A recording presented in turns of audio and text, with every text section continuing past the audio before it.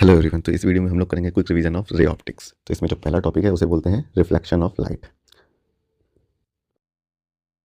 Reflection of light क्या होता है कि when a ray of light incident at a boundary of a medium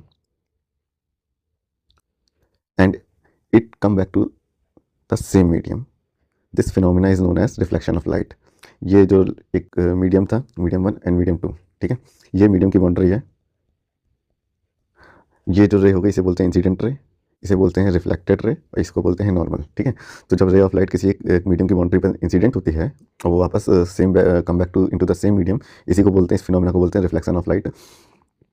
इसमें दो लॉ होते हैं। पहला लॉ जो इसका हो गया वो हो गया कि incident ray, normal and reflected ray all are lie in a same plane. और इसमें ये जो एंगल बनता है इसे बोलते हैं एंगल ऑफ इंसिडेंट आई, इसको बोलते हैं angle of reflection angle r, ठीक है।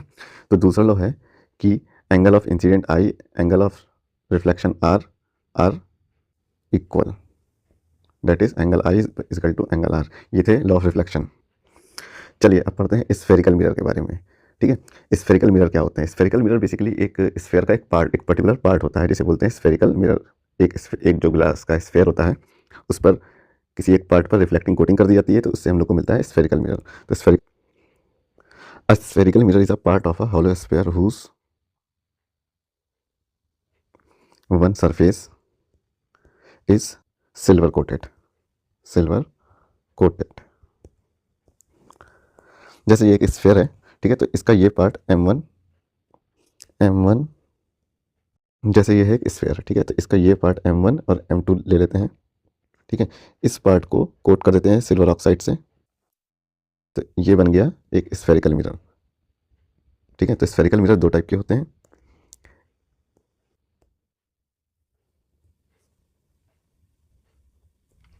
एक हो गया कॉनकेव और ये हो गया कॉन्वेक्स, ठीक है। तो इसको बोलते हैं कॉनकेव मिरर और इसको बोलेंगे कॉन्वेक्स मिरर। बेसिकली डिफाइन इस तरह से कर सकते हैं कि the mirror whose reflected part toward the center of curvature is known as concave mirror and the mirror whose silver part is toward the center of curvature is known as convex mirror। इसमें जो mirror के बीच का point होता है इसको बोलते हैं पोल, इस पॉइंट का नाम हो गया पी। तो ये पोल, ये सेंटर ऑफ कर्वेचर के बीच बीच के डिस्टेंस को बोलते हैं आर, इसको बोलते हैं रेडियस ऑफ कर्वेचर, ठीक। और मिरर की इस लेंथ को बोलते हैं अपर्चर, ठीक है। M1 M2 को बोलते हैं अपर्चर। ये M1 M2 क्या है? अपर्चर। ये जो लाइन सेंटर ऑफ कर्वेचर से पोल को छूती है, ठीक है, और पैरेलल होती है एक्सिस के, तो इसको बोलते हैं प्रिंसिपल एक्सिस, इसको बोलते हैं प्रिंसिपल एक्सिस। और मिरर की जो ये वाली एक्सिस होती है इसको बोलते हैं ऑप्टिकल एक्सिस। तो इसमें अब देखते हैं हम लोग फोकस पॉइंट के बारे में। जैसे यहाँ पे एक मिरर है, ये कॉनकेव मिरर, इसके बीच का पार्ट इसको बोलते हैं पोल, और ये इसका हो गया सेंटर ऑफ कर्वेचर सी, और सेंटर ऑफ कर्वेचर से पोल के बीच के डिस्टेंस को बोलते हैं रेडियस ऑफ कर्वेचर, और ये होगा इसकी प्रिंसिपल एक्सिस, ठीक है। इस मिरर पर जो पैरेलल रे पड़ेंगी तो वो जिस पॉइंट पर कन्वर्ज होंगी उसको बोलेंगे फोकस पॉइंट। जैसे ये पैरेलल आने वाली रे इस पॉइंट पर कन्वर्ज होती हैं, इसलिए इसको बोलते हैं फोकस पॉइंट, इस पॉइंट पर, ठीक है। ये हो गया फोकस पॉइंट, फोकस पॉइंट, ठीक। और ये पोल के बीच के डिस्टेंस को बोलते हैं फोकल लेंथ, इसको बोलते हैं फोकल लेंथ। उसी तरह जो कॉन्वेक्स मिरर होता है, ये हो गया कॉन्वेक्स मिरर।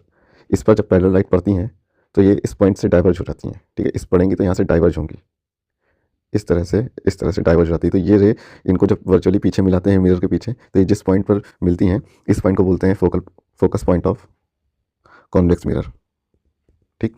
तो ये जो पॉइंट है यहाँ से रे, जो ये रे हैं, ये appear to diverge from which point is known as focus point, और ये लेंथ को बोलते हैं फोकल लेंथ। तो ये बात ध्यान रख, focal length of concave mirror is real and lie in front of a mirror,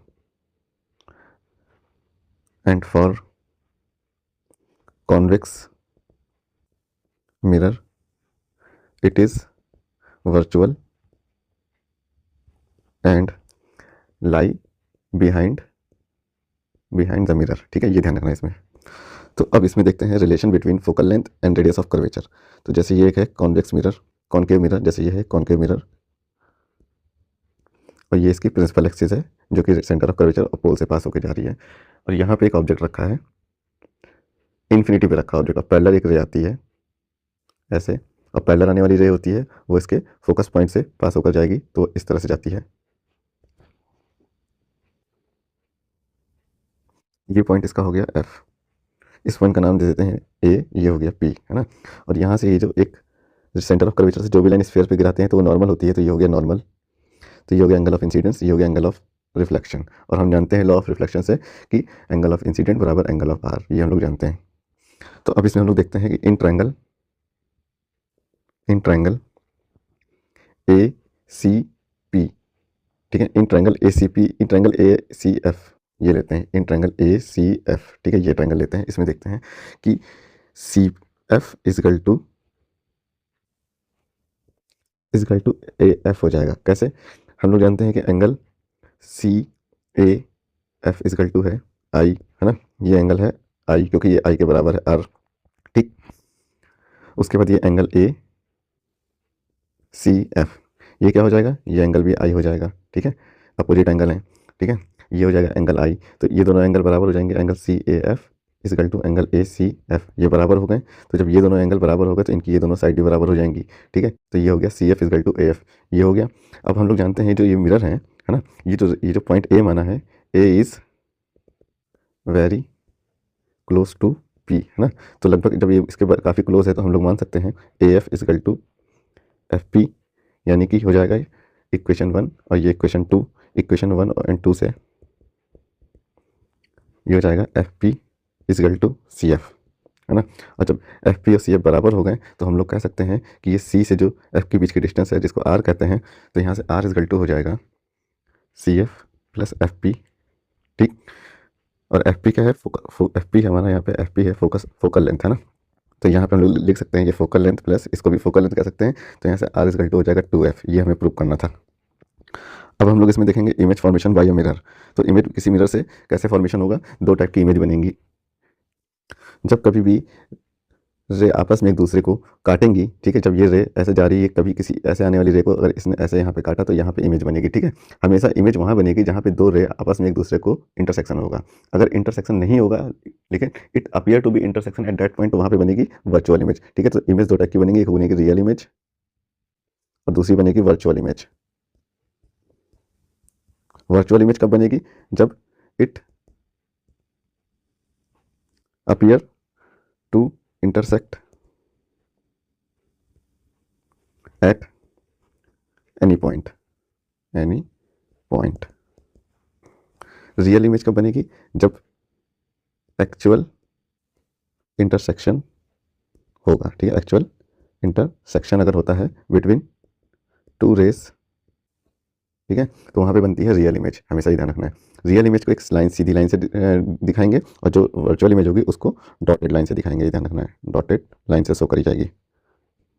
real image जो होगी हमेशा इन्वर्टेड होगी and other side of a mirror बनेगी, other side of a mirror, ठीक है, it form other side of a mirror. और जो virtual image होगी वो हमेशा इरेक्ट होगी, इरेक्ट मतलब सीधी होगी, इरेक्ट होगी, और it form same side of a mirror, same side of a mirror.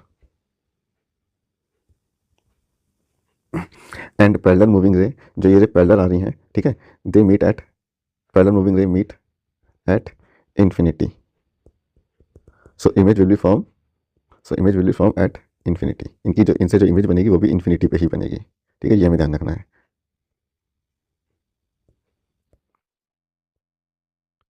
तो इसमें 3 केस हो सकते हैं, जैसे ये एक मिरर है,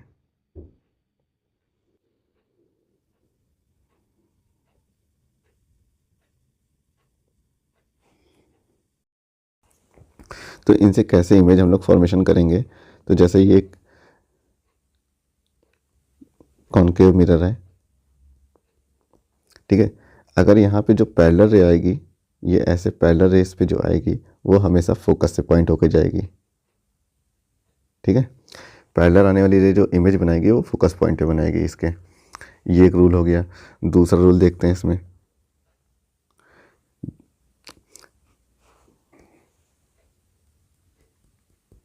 ये इसका फोकस पॉइंट है।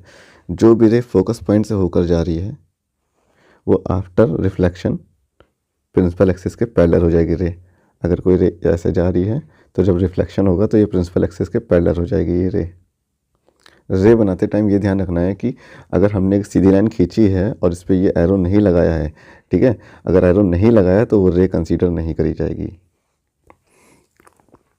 जैसे ये रे सेंटर ऑफ कर्वेचर है ये सी, और यहाँ से होके अगर जा रही है कोई रे ऐसे, तो after reflection it follow same path, reflect होकर ऐसे पाथ को ही जाएगी। ठीक है, ये ध्यान रखना है। सेंटर ऑफ कर्वेचर की तरफ जो रे आएगी वो रिफ्लेक्शन के पास सेम पाथ फॉलो करेगी। उसी तरह अगर हमारे पास कॉन्वेक्स मिरर है तो पैरेलल आने वाली जो रे हैं ये डाइवर्ज हो जाएंगी और it appear to diverge from focus point. ठीक है, ये ऐसे डाइवर्ज हो जाएंगे और ऐसा ऐसा लगेगा कि ये जो डाइवर्ज हो रही हैं ये फोकस पॉइंट से के पास जो है डाइवर्ज हो रही हैं। तो इसकी वर्चुअल इमेज जो बनेगी वो कहाँ बनेगी?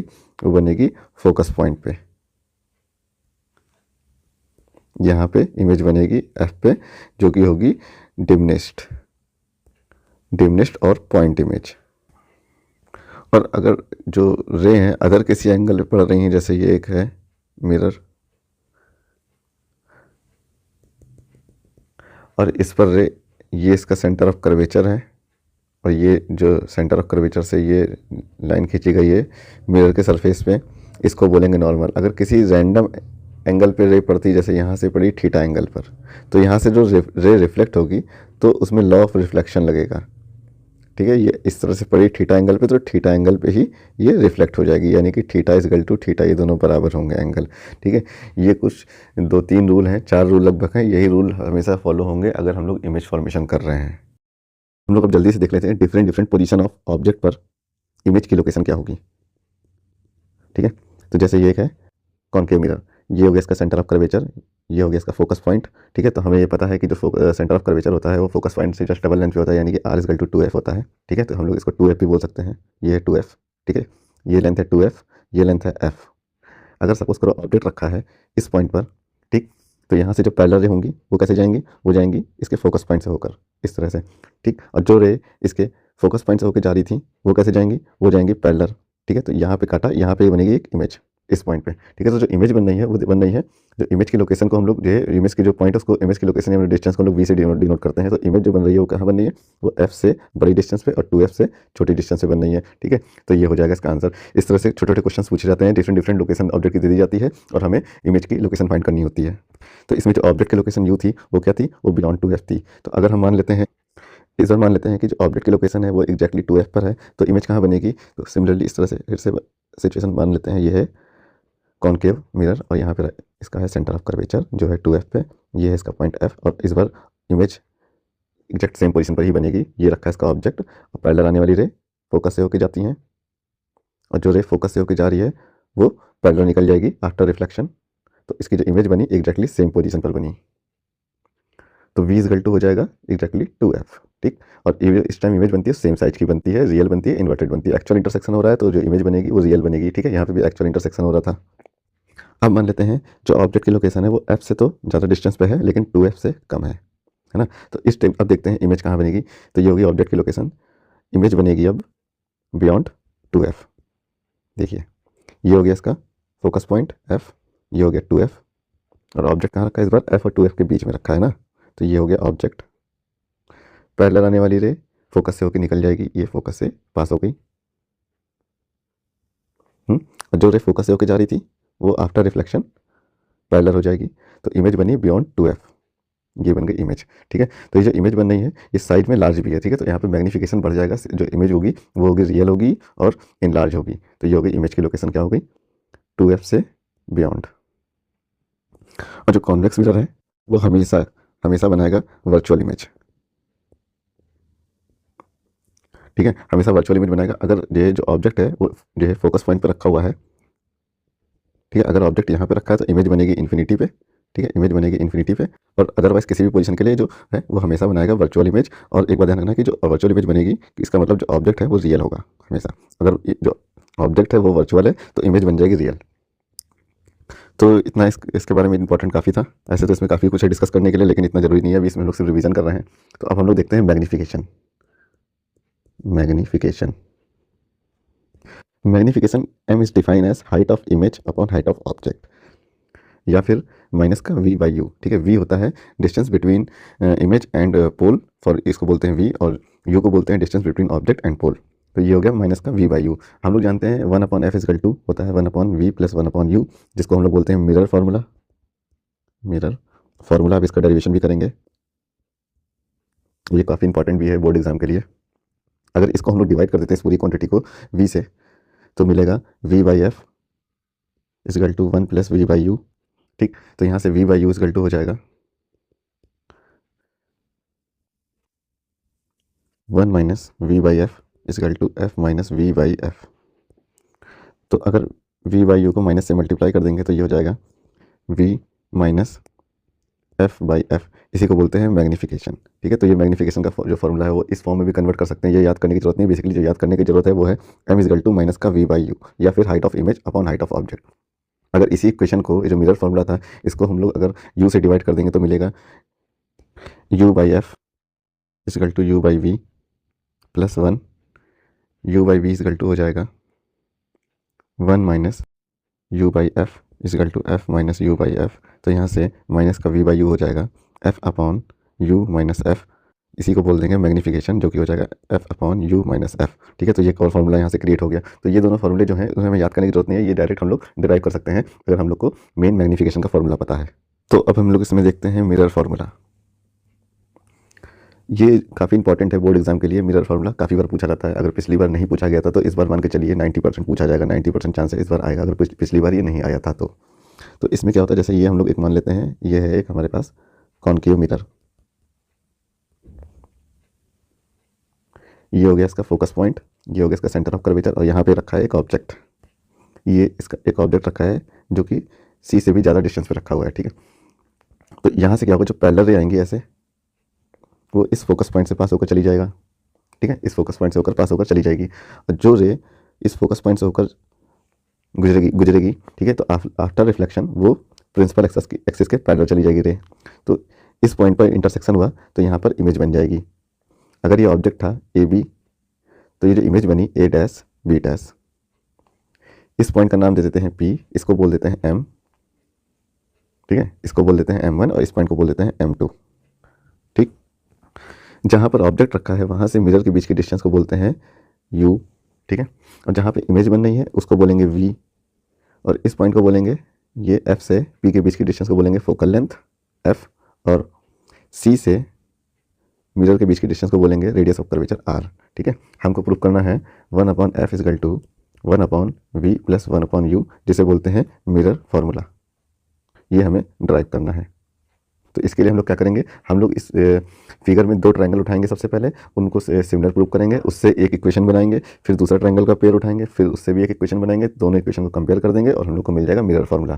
ठीक है, तो इसमें ट्रायंगल कैसे चुनना है ये ध्यान रखना होता है। तो ट्रायंगल हमेशा ऐसे चुनेंगे जो कि सिमिलर प्रूव हो जाएंगे। तो हमारे पास ये एक लाइन है M1 M2, ये ध्यान रखना। ठीक है, M1 M2 लाइन है, तो एक बार हम ये ट्रायंगल और ये ट्रायंगल पकड़ लेंगे ऐसे, और ये दोनों ट्रायंगल पकड़ लेंगे। दूसरी बार हम लोग क्या करेंगे, ये ट्रायंगल मतलब ये, और ये इसके पीछे वाला ट्रायंगल ये पकड़ लेंगे। ठीक है, और दो इक्वेशन बनेंगी, दोनों को कंपेयर कर देंगे हम लोग। उसके बाद क्या करेंगे, वी आर एंड यू जो गिवन क्वांटिटी हैं उनका साइन के साथ ये उस इक्वेशन में इसकी वैल्यू रखेंगे, और प्रूव हो जाएगा 1/f is equal to 1/v plus 1/u। ठीक है, तो इसको शुरू करते हैं। सबसे पहले इसमें ट्रायंगल लेते हैं, इन ट्रायंगल ABF, ठीक, एंड PM2F में एंगल, ये एंगल और ये एंगल अपोजिट एंगल है ना, यानी कि angle BFA is equal to angle PFM2, ये दोनों अपोजिट है तो बराबर है। उसी तरह ये एंगल और ये एंगल 90 डिग्री हैं। ठीक है, यानी and angle A is equal to angle P is equal to 90 degree, दो एंगल बराबर है तो तीसरा एंगल भी बराबर होगा, यानी कि ये जो ट्रायंगल हैं ABF एंड PM2F ये सिमिलर ट्रायंगल हो गए। सिमिलर ट्रायंगल हो गए तो हम लोग लिख सकते हैं AB upon PM2 is equal to AF upon PF, है ना। और ये जो PM2 है, ये PM2 ये A डैश B डैश के बराबर है ना, तो हम लोग लिख सकते हैं यहाँ पे AB upon A dash B dash is equal to AF upon PF, क्योंकि PM2 बराबर है A डैश B डैश के। ये हो गई इक्वेशन 1। उसी तरह इस बार ये ट्रायंगल और ये ट्रायंगल ले लिया जाता है, ठीक है। तो मतलब triangle A dash B dash F and in triangle M1PF में, ठीक। तो ये दोनों ट्रायंगल भी एक दूसरे से सिमिलर हैं, क्योंकि इनमें देखिए ये एंगल और ये एंगल बराबर हैं, यानी कि angle A dash F B dash is equal to angle M1FP, ये बराबर हैं, ठीक। उसी तरह ये दोनों एंगल 90 डिग्री हैं, ये दोनों एंगल, ठीक है। यानी कि angle A dash is equal to angle P, यानी कि जो ट्रायंगल होगा ये सिमिलर है, यानी कि triangle A dash B dash F are similar to the triangle M1PF। तो हम लोग फिर से लिख सकते हैं इसमें A dash B dash upon M1P is equal to A dash F upon PF। अगर हम लोग फिगर को देखें तो ये जो M1P है, ये जो M1P है ये इसके AB के बराबर हो सकता है, यानी कि हम लोग लिख सकते हैं M1P is equal to AB। तो यहाँ से इक्वेशन बन जाएगी A dash B dash upon AB is equal to A dash F upon PF, है ना। तो यहाँ से हम लोग लिख सकते हैं AB upon A dash B dash is equal to PF upon A dash F। ये हो गया इक्वेशन 2। और इक्वेशन 1 और 2 से जब कंपेयर करेंगे तो ये जो A डैश B डैश वाला टर्म है ये दोनों में कॉमन है, तो यहाँ से हो जाएगा, ये हो जाएगा AF upon PF is equal to PF upon A dash F। जब इक्वेशन 1 और 2 को कंपेयर करेंगे तो हमें ये मिलेगी इक्वेशन फाइनली। उसके बाद हम लोग यहाँ से हो जाएगा PF का square is equal to AF into A dash F। ये जो A डैश F और AF लिखा है, मतलब ये A डैश F ये AF लिखा है, इसको हम लोग चेंज कर लेंगे। तो यहाँ से ये A और ये F को हम लोग लिख सकते हैं AP माइनस PF, ठीक है। हम लोग ये इसलिए इसको चेंज कर रहे हैं क्योंकि ये AF और A डैश F ये तो कोई भी डिस्टेंस गिवन ही नहीं है हमारे क्वेश्चन में। फिगर में जो क्वेश्चन हमें गिवन है वो R, V और U है, तो हमें उस टर्म में चेंज करना है जिसमें R या तो फिर V या तो फिर U आता हो, ठीक है। तो ये हम लोग AF को चेंज कर ले रहे हैं AP माइनस FP में, तो ये हो जाएगा AP माइनस FP, ठीक। उसी तरह A डैश F को भी चेंज कर लेंगे। A डैश कहाँ पे है, ये है A डैश और ये है F। A डैश F को चेंज कर लेंगे A dash P minus FP, A dash P minus FP। अब हम लोग क्या करेंगे, इसमें इसको सिंबल के साथ इसमें वैल्यू रखेंगे। PF स्क्वायर में PF क्या है, PF है फोकल लेंथ, है ना। तो यहाँ पे हो जाएगा F का स्क्वायर, ये हो जाएगा F का स्क्वायर। AP क्या है, A और P, AP है ऑब्जेक्ट की लोकेशन U। FP क्या है, FP है यहाँ पे FP क्या है फोकल लेंथ, तो यहाँ पे हो जाएगा U माइनस F, ठीक है। एक चीज़ का इसमें ध्यान रखना है कि इस बार हम लोग UVF जब रखेंगे तो ये इनके साइन कन्वेंशन के साथ रखेंगे, ठीक है। तो ये जो मिरर होता है, मिरर के लेफ्ट हैंड जो साइड की जितनी भी डिस्टेंस होती है वो निगेटिव में, और राइट हैंड की डिस्टेंस होती है वो होती है पॉजिटिव में, ठीक है। तो ये UVRF ये सब है मिरर के लेफ्ट साइड में, तो इनको साइन के साथ रखेंगे। तो जब F को माइनस का F रखा तो ये हो जाएगा प्लस का हो जाएगा, प्लस का F स्क्वायर हो जाएगा, U माइनस में रहेगा, ठीक। और F हो जाएगा माइनस में, तो माइनस माइनस प्लस होकर ये हो जाएगा U प्लस F, ठीक। उसके बाद हम लोग रखेंगे A डैश P डैश को।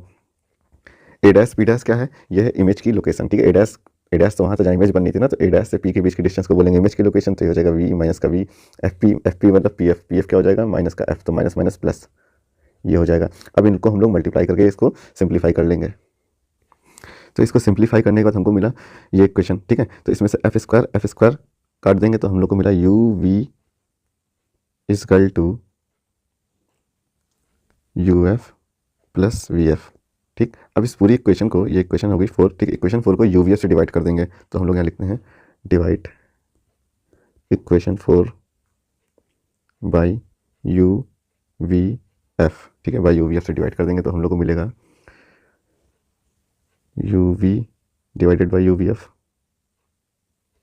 Is equal to u f divided by u v f plus v f divided by u v F.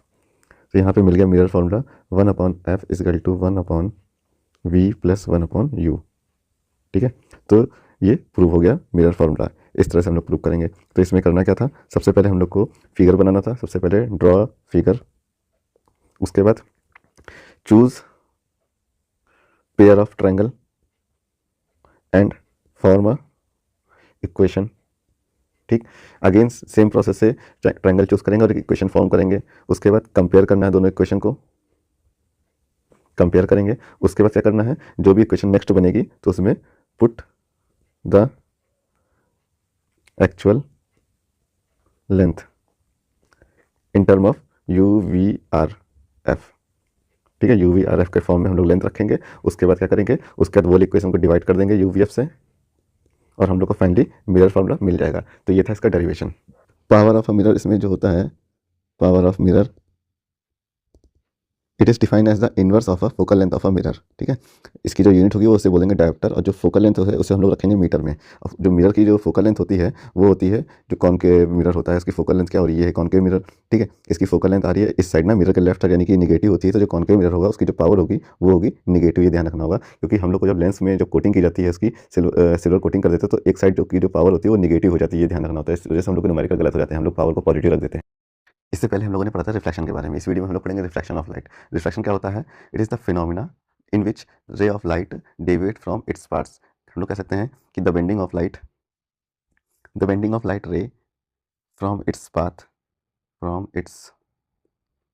Path in passing from one medium to another medium, from one medium to the other medium is called refraction of light.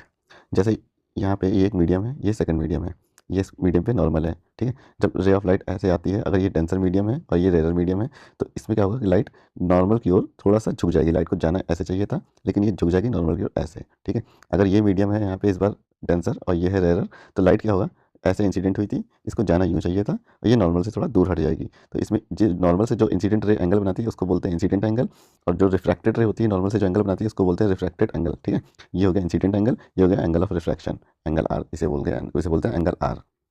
तो इसमें हम लोग देखते हैं law of refraction. तो इसमें जो पहला लॉ है रिफ्रैक्शन का क्या है कि जैसे ये थी इंसिडेंट रे, ये है नॉर्मल और ये है रिफ्रैक्टेड रे। ठीक है, तो all are lie in a same plane, that is incident ray, normal and refracted ray all are lie in a same plane, है ना। जैसे ये बोर्ड है, इसमें i r normal and refracted ray, ये इस बोर्ड से इस प्लेन से तो बाहर तो हुई नहीं है, इसी में ही है ना। तो ये पहला लॉ। सेकंड लॉ है इसमें कि sine I by sine r is equal to constant, जिसको बोलते हैं refractive index of medium 2 with respect to medium 1।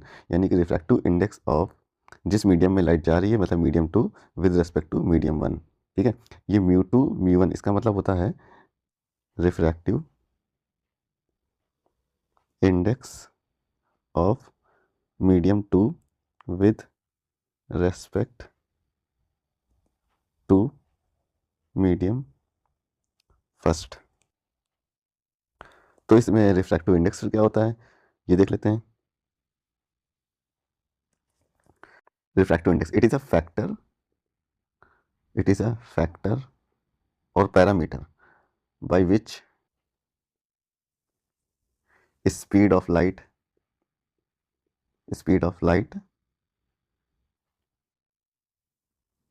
decreases in a medium. इसको डेफिनेशन से इस तरह से लिख सकते हैं कि रिफ्रैक्टिव इंडेक्स क्या है, एक फैक्टर है bye which speed of light decrease कर जाती है किसी मीडियम में। यानी कि स्पीड ऑफ लाइट डिक्रीज हो गई किसी मीडियम में। ठीक है, किसी मीडियम में लाइट की स्पीड वी हो गई होगी, उसकी पहले थी सी, अब किस फैक्टर से डिक्रीज गई है, वो है refractive index of a medium, that is mu is equal to c by v. ये हो गई रिफ्रैक्टिव इंडेक्स की डेफिनेशन। ओके, हम लोग एयर का रिफ्रैक्टिव इंडेक्स या फिर वैक्यूम का 1 मान के चलते हैं। ठीक है, या फिर वैक्यूम का रिफ्रैक्टिव इंडेक्स 1 मान के चलते हैं। इसको बोलते हैं absolute refractive index, absolute refractive index. तो फिर रिलेटिव रिफ्रैक्टिव इंडेक्स क्या हो गया? रिलेटिव रिलेटिव रिफ्रैक्टिव इंडेक्स का मतलब होता है कि किसी एक मीडियम का रिफ्रैक्टिव इंडेक्स, जैसे एक मीडियम 1 है, एक मीडियम 2 है, ठीक है, तो इसमें मीडियम 2 का रिफ्रैक्टिव इंडेक्स मीडियम 1 के रेस्पेक्ट में लिखेंगे, या फिर मीडियम 1 का रिफ्रैक्टिव इंडेक्स 2 के रेस्पेक्ट में लिखेंगे। तो ये दोनों फैक्टर को बोलते हैं रिलेटिव रिफ्रैक्टिव इंडेक्स। जैसे मीडियम 1 का रिफ्रैक्टिव इंडेक्स है μ1, मीडियम 2 का रिफ्रैक्टिव इंडेक्स है μ2, ठीक है। तो अगर हम यहाँ पे लिखते हैं μ2 डिवाइडेड बाई μ2 डिवाइडेड बाई μ1, तो इसको बोलेंगे मीडियम 2 का refractive index with respect to medium 1, और फिर इसको इस तरह से लिख सकते हैं μ2 1, ठीक है। जैसे अगर हमने लिखा कि refractive index of medium 1 with respect to 2, तो इसको इस तरह से लिख सकते हैं μ1 बाई μ2, ठीक है। जैसे ग्लास का रिफ्रैक्टिव इंडेक्स है μg, वाटर का है μw, ठीक है। ये इनके एब्सोल्यूट रिफ्रैक्टिव इंडेक्स हैं। अगर हम इसका रिलेटिव रिफ्रैक्टिव इंडेक्स लिखें एक दूसरे के रेस्पेक्ट में, तो हम लिखते हैं ग्लास का refractive index with respect to water, इस तरह से लिखते हैं, और इसको इस तरह से डिवाइड कर देंगे ग्लास के रिफ्रैक्टिव इंडेक्स को वाटर के रिफ्रैक्टिव इंडेक्स से, तो मिल जाएगा रिलेटिव रिफ्रैक्टिव इंडेक्स, इस तरह से मिल जाएगा। बाय डेफिनेशन हम लोग लिख सकते हैं कि व्हेन द वेलोसिटी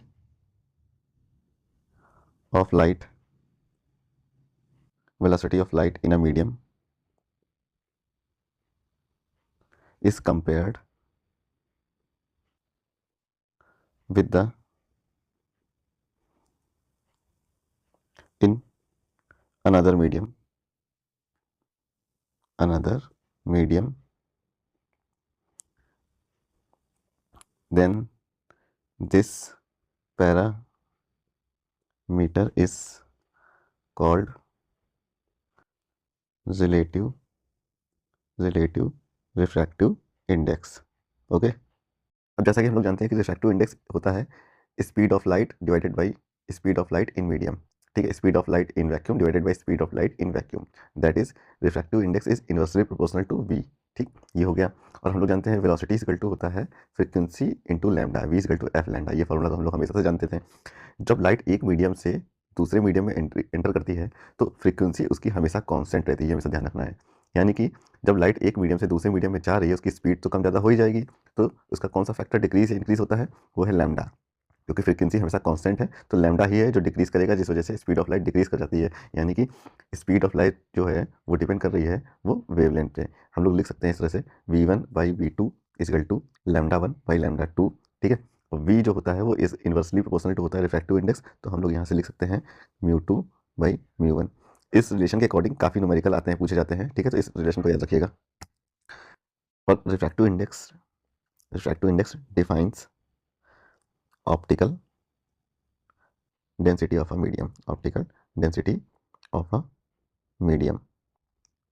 डेंसिटी का मतलब कि मीडियम डेंसर है कि रेरर। अगर किसी मीडियम का रिफ्रैक्टिव इंडेक्स ज़्यादा होगा तो वो मीडियम डेंसर होगा, और किसी मीडियम का रिफ्रैक्टिव इंडेक्स कम होगा तो वो मीडियम रेरर होगा। जैसे ग्लास का रिफ्रैक्टिव इंडेक्स ज़्यादा होता है वाटर के रिफ्रैक्टिव इंडेक्स से, तो जो वाटर हो गया वो रेरर मीडियम हो गया, और जो ग्लास हो गया वो डेंसर मीडियम हो गया, ठीक है। Refractive index of a medium depends on temperature of a medium. अगर मीडियम का टेम्परेचर बढ़ेगा तो रिफ्रैक्टिव इंडेक्स घटेगा। Cause of refraction basically refractive index ही है, क्योंकि रिफ्रैक्टिव इंडेक्स की वजह से किसी मीडियम में स्पीड ऑफ लाइट होती है वो इंक्रीज करती है या फिर डिक्रीज करती है। अगर दो मीडियम में कंपेयर करेंगे, जिस मीडियम का रिफ्रैक्टिव इंडेक्स ज़्यादा होगा उस मीडियम की स्पीड ऑफ लाइट उस मीडियम में स्पीड ऑफ लाइट कम होगी, जिस मीडियम का रिफ्रैक्टिव इंडेक्स कम होगा उस मीडियम में स्पीड ऑफ लाइट वो उस दूसरे मीडियम की तुलना में ज़्यादा होगी, है ना। तो डिफरेंट मीडियम में स्पीड ऑफ लाइट डिफरेंट होती है ड्यू टू रिफ्रैक्टिव इंडेक्स। यही वजह है कि जब लाइट एक मीडियम से दूसरे मीडियम में जाती है तो वो अपने पाथ से डेविएट हो जाती है। अगर ये पहला मीडियम डेंसर है, दूसरा मीडियम रेरर है, तो जो लाइट होगी वो नॉर्मल से थोड़ा दूर हट जाएगी। अगर दूसरा मीडियम डेंसर है तो जो लाइट है वो नॉर्मल की तरफ आ जाएगी। इसी फिनोमेना को बोलते हैं रिफ्रैक्शन ऑफ लाइट। अब पढ़ते हैं इसमें रिवर्सिबिलिटी ऑफ लाइट। इसका मतलब होता है कि when a number of reflection, कितना भी किसी मीडियम में रिफ्लेक्शन और रिफ्रैक्शन हो रहा होता है, अगर हम उस लाइट की डायरेक्शन को रिवर्स कर देते हैं तो वो सेम पाथ को फॉलो करती है। ये है रिवर्सिबिलिटी ऑफ लाइट। मतलब कि जैसे यहाँ पे एक लाइट इंसिडेंट हुई और रिफ्लेक्ट होकर ये इस मीडियम में आई, ठीक। अगर हम यहाँ पे मिरर लगा दें तो लाइट यहाँ से रिफ्लेक्ट होगी, रिफ्लेक्ट होकर ऐसे जाएगी और ये ऐसे जाएगी और ये सेम पाथ ऐसे ही फॉलो करेगी। ठीक है, तो ये ऐसे लाइट आई थी, यहाँ से रिफ्लेक्ट हुई और रिफ्लेक्ट होकर ये ऐसे सेम पाथ को जाएगी। इसी को बोलते हैं रिवर्सिबिलिटी ऑफ लाइट। इसको प्रूव करने के लिए कैसे प्रूव करते हैं, ये है हमारे पास मीडियम 1, ये है मीडियम 2।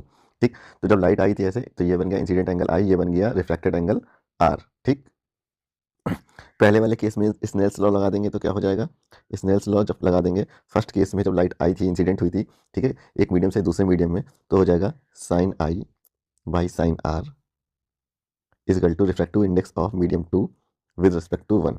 ठीक, अब स्नेल्स लॉ लगा देंगे दूसरे मीडियम से पहले मीडियम में जब लाइट जा रही है तो क्या हो जाएगा साइन, अब यह लाइट क्या है दूसरे मीडियम से यहाँ से पहले मीडियम में जा रही है ना, तो ये इस बार एंगल हो जाएगा angle of incident angle r sine r. ठीक है, ये हो जाएगा साइन आर और लाइट ऐसे जा रही है ना, तो ये एंगल हो जाएगा आई, तो ये हो जाएगा एंगल ऑफ रिफ्रैक्शन हो जाएगा sine i is equal to refractive index of जिस मीडियम में लाइट जा रही है वो है मीडियम 1/2। ये हो गई इक्वेशन 1, ये हो गई इक्वेशन 2। इक्वेशन 1 और 2 को डिवाइड कर देंगे, इक्वेशन 1 डिवाइडेड बाई इक्वेशन 2, तो हमें मिलेगा, डिवाइड इनको मल्टीप्लाई कर देते हैं, इक्वेशन 1 मल्टीप्लाई बाई इक्वेशन 2, तो मिला sine I by sine r into sine r by sine i is equal to mu 2 1 into mu 1 2। ठीक, तो यहाँ पे हमें मिला mu 2 1 into mu 1 2 equal to 1, that is mu 2 1 equal to 1/म्यू 1 2। ठीक है, तो एक दूसरे के इन्वर्सली प्रोपोर्शनल होते हैं मीडियम, एक दूसरे के मीडियम के रेस्पेक्ट में।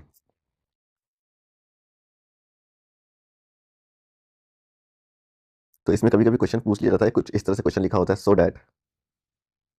सो that refractive index of medium 2 with respect to medium 1 is equal to the reciprocal of the refractive index of medium 1 with respect to medium 2। इस तरह से क्वेश्चन लिखा होता है, तो आपको इस तरह से प्रूव करना होता है। अब हम लोग इसमें देखते हैं real depth and apparent depth. तो रियल डेप्थ अपेरेंट क्या होता है, जैसे ये एक मीडियम है, सपोज करते हैं यहाँ पे पूरा पानी भरा हुआ है, ये इस मीडियम में वाटर है। ठीक, और यहाँ पे एक कोई स्टिक इस तरह से इसमें पड़ी हुई है। ठीक, अगर हम लोग इस स्टिक को देखने की कोशिश करेंगे, जब बाहर से ये एयर का मीडियम है यहाँ से, तो इस स्टिक की इस वाटर में जो डेप्थ है वो कुछ कम लगती है।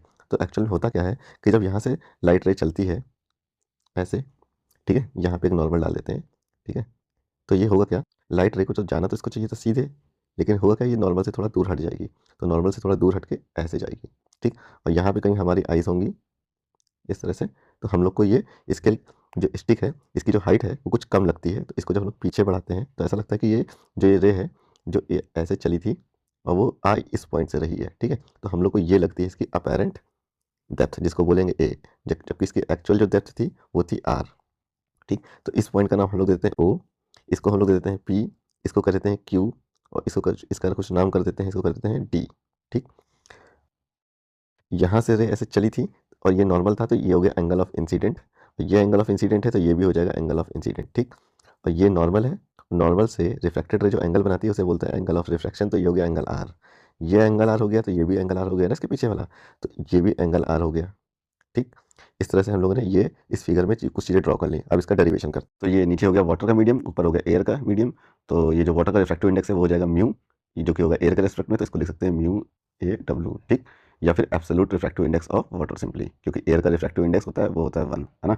अब लाइट रे कहाँ जा रही है, डेंसर से रेयर में जा रही है। ठीक, तो यहाँ पे लगाएंगे स्नेल्स लॉ, तो बाई स्नेल्स लॉ क्या होता है, स्नेल्स लॉ होता है sine I by sine r, sine I by sine r. Ray कहाँ से जा रही है, डेंसर से रेयर में जा रही है ना, तो sine I by sine r, जहाँ पे रे जा रही होती है, रे जा रही है एयर में, तो हम लिख सकते हैं रिफ्रैक्टिव इंडेक्स ऑफ एयर कहाँ से आ रही है, वाटर से, तो ये। ठीक, ये हो गया इक्वेशन 1। ठीक, और हम लोग जानते हैं कि लॉ ऑफ रिवर्सिबिलिटी से अगर ऐसे लिखा है तो हम लोग इसको इस तरह से लिख सकते हैं, refractive index of water with respect to air, है ना। तो बेसिकली इसको एक बार इसका इन्वर्स ले लेंगे तो हमें मिल जाएगा यहाँ पे sine r by sine i is equal to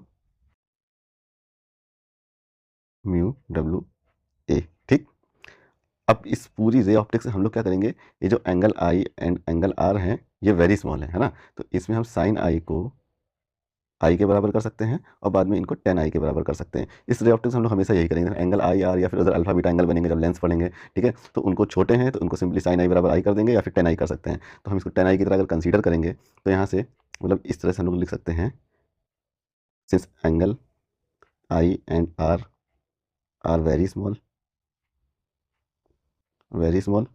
so we can write so we can write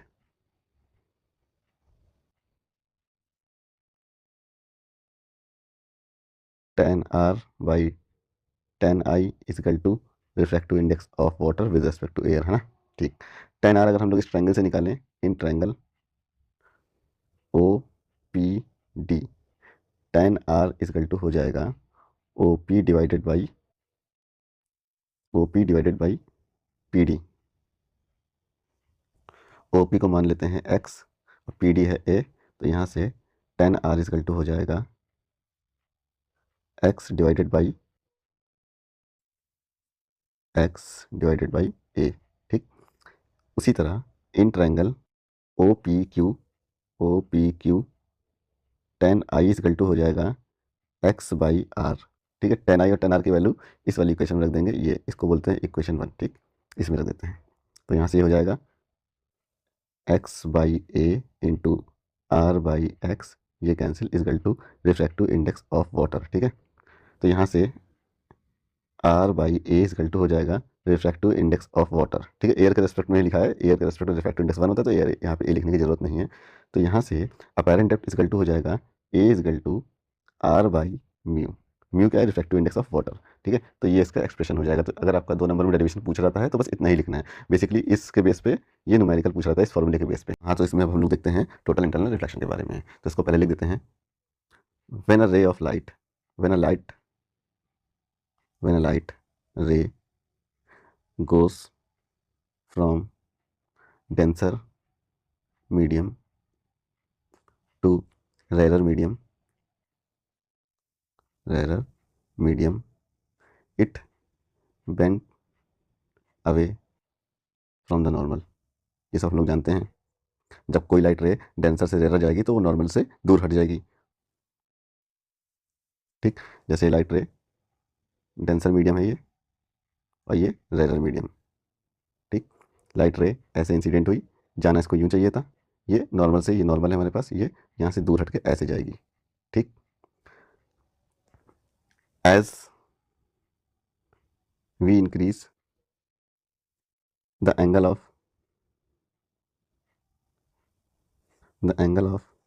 incidence as we increase the angle of incidence in denser medium the angle of refraction is also increases।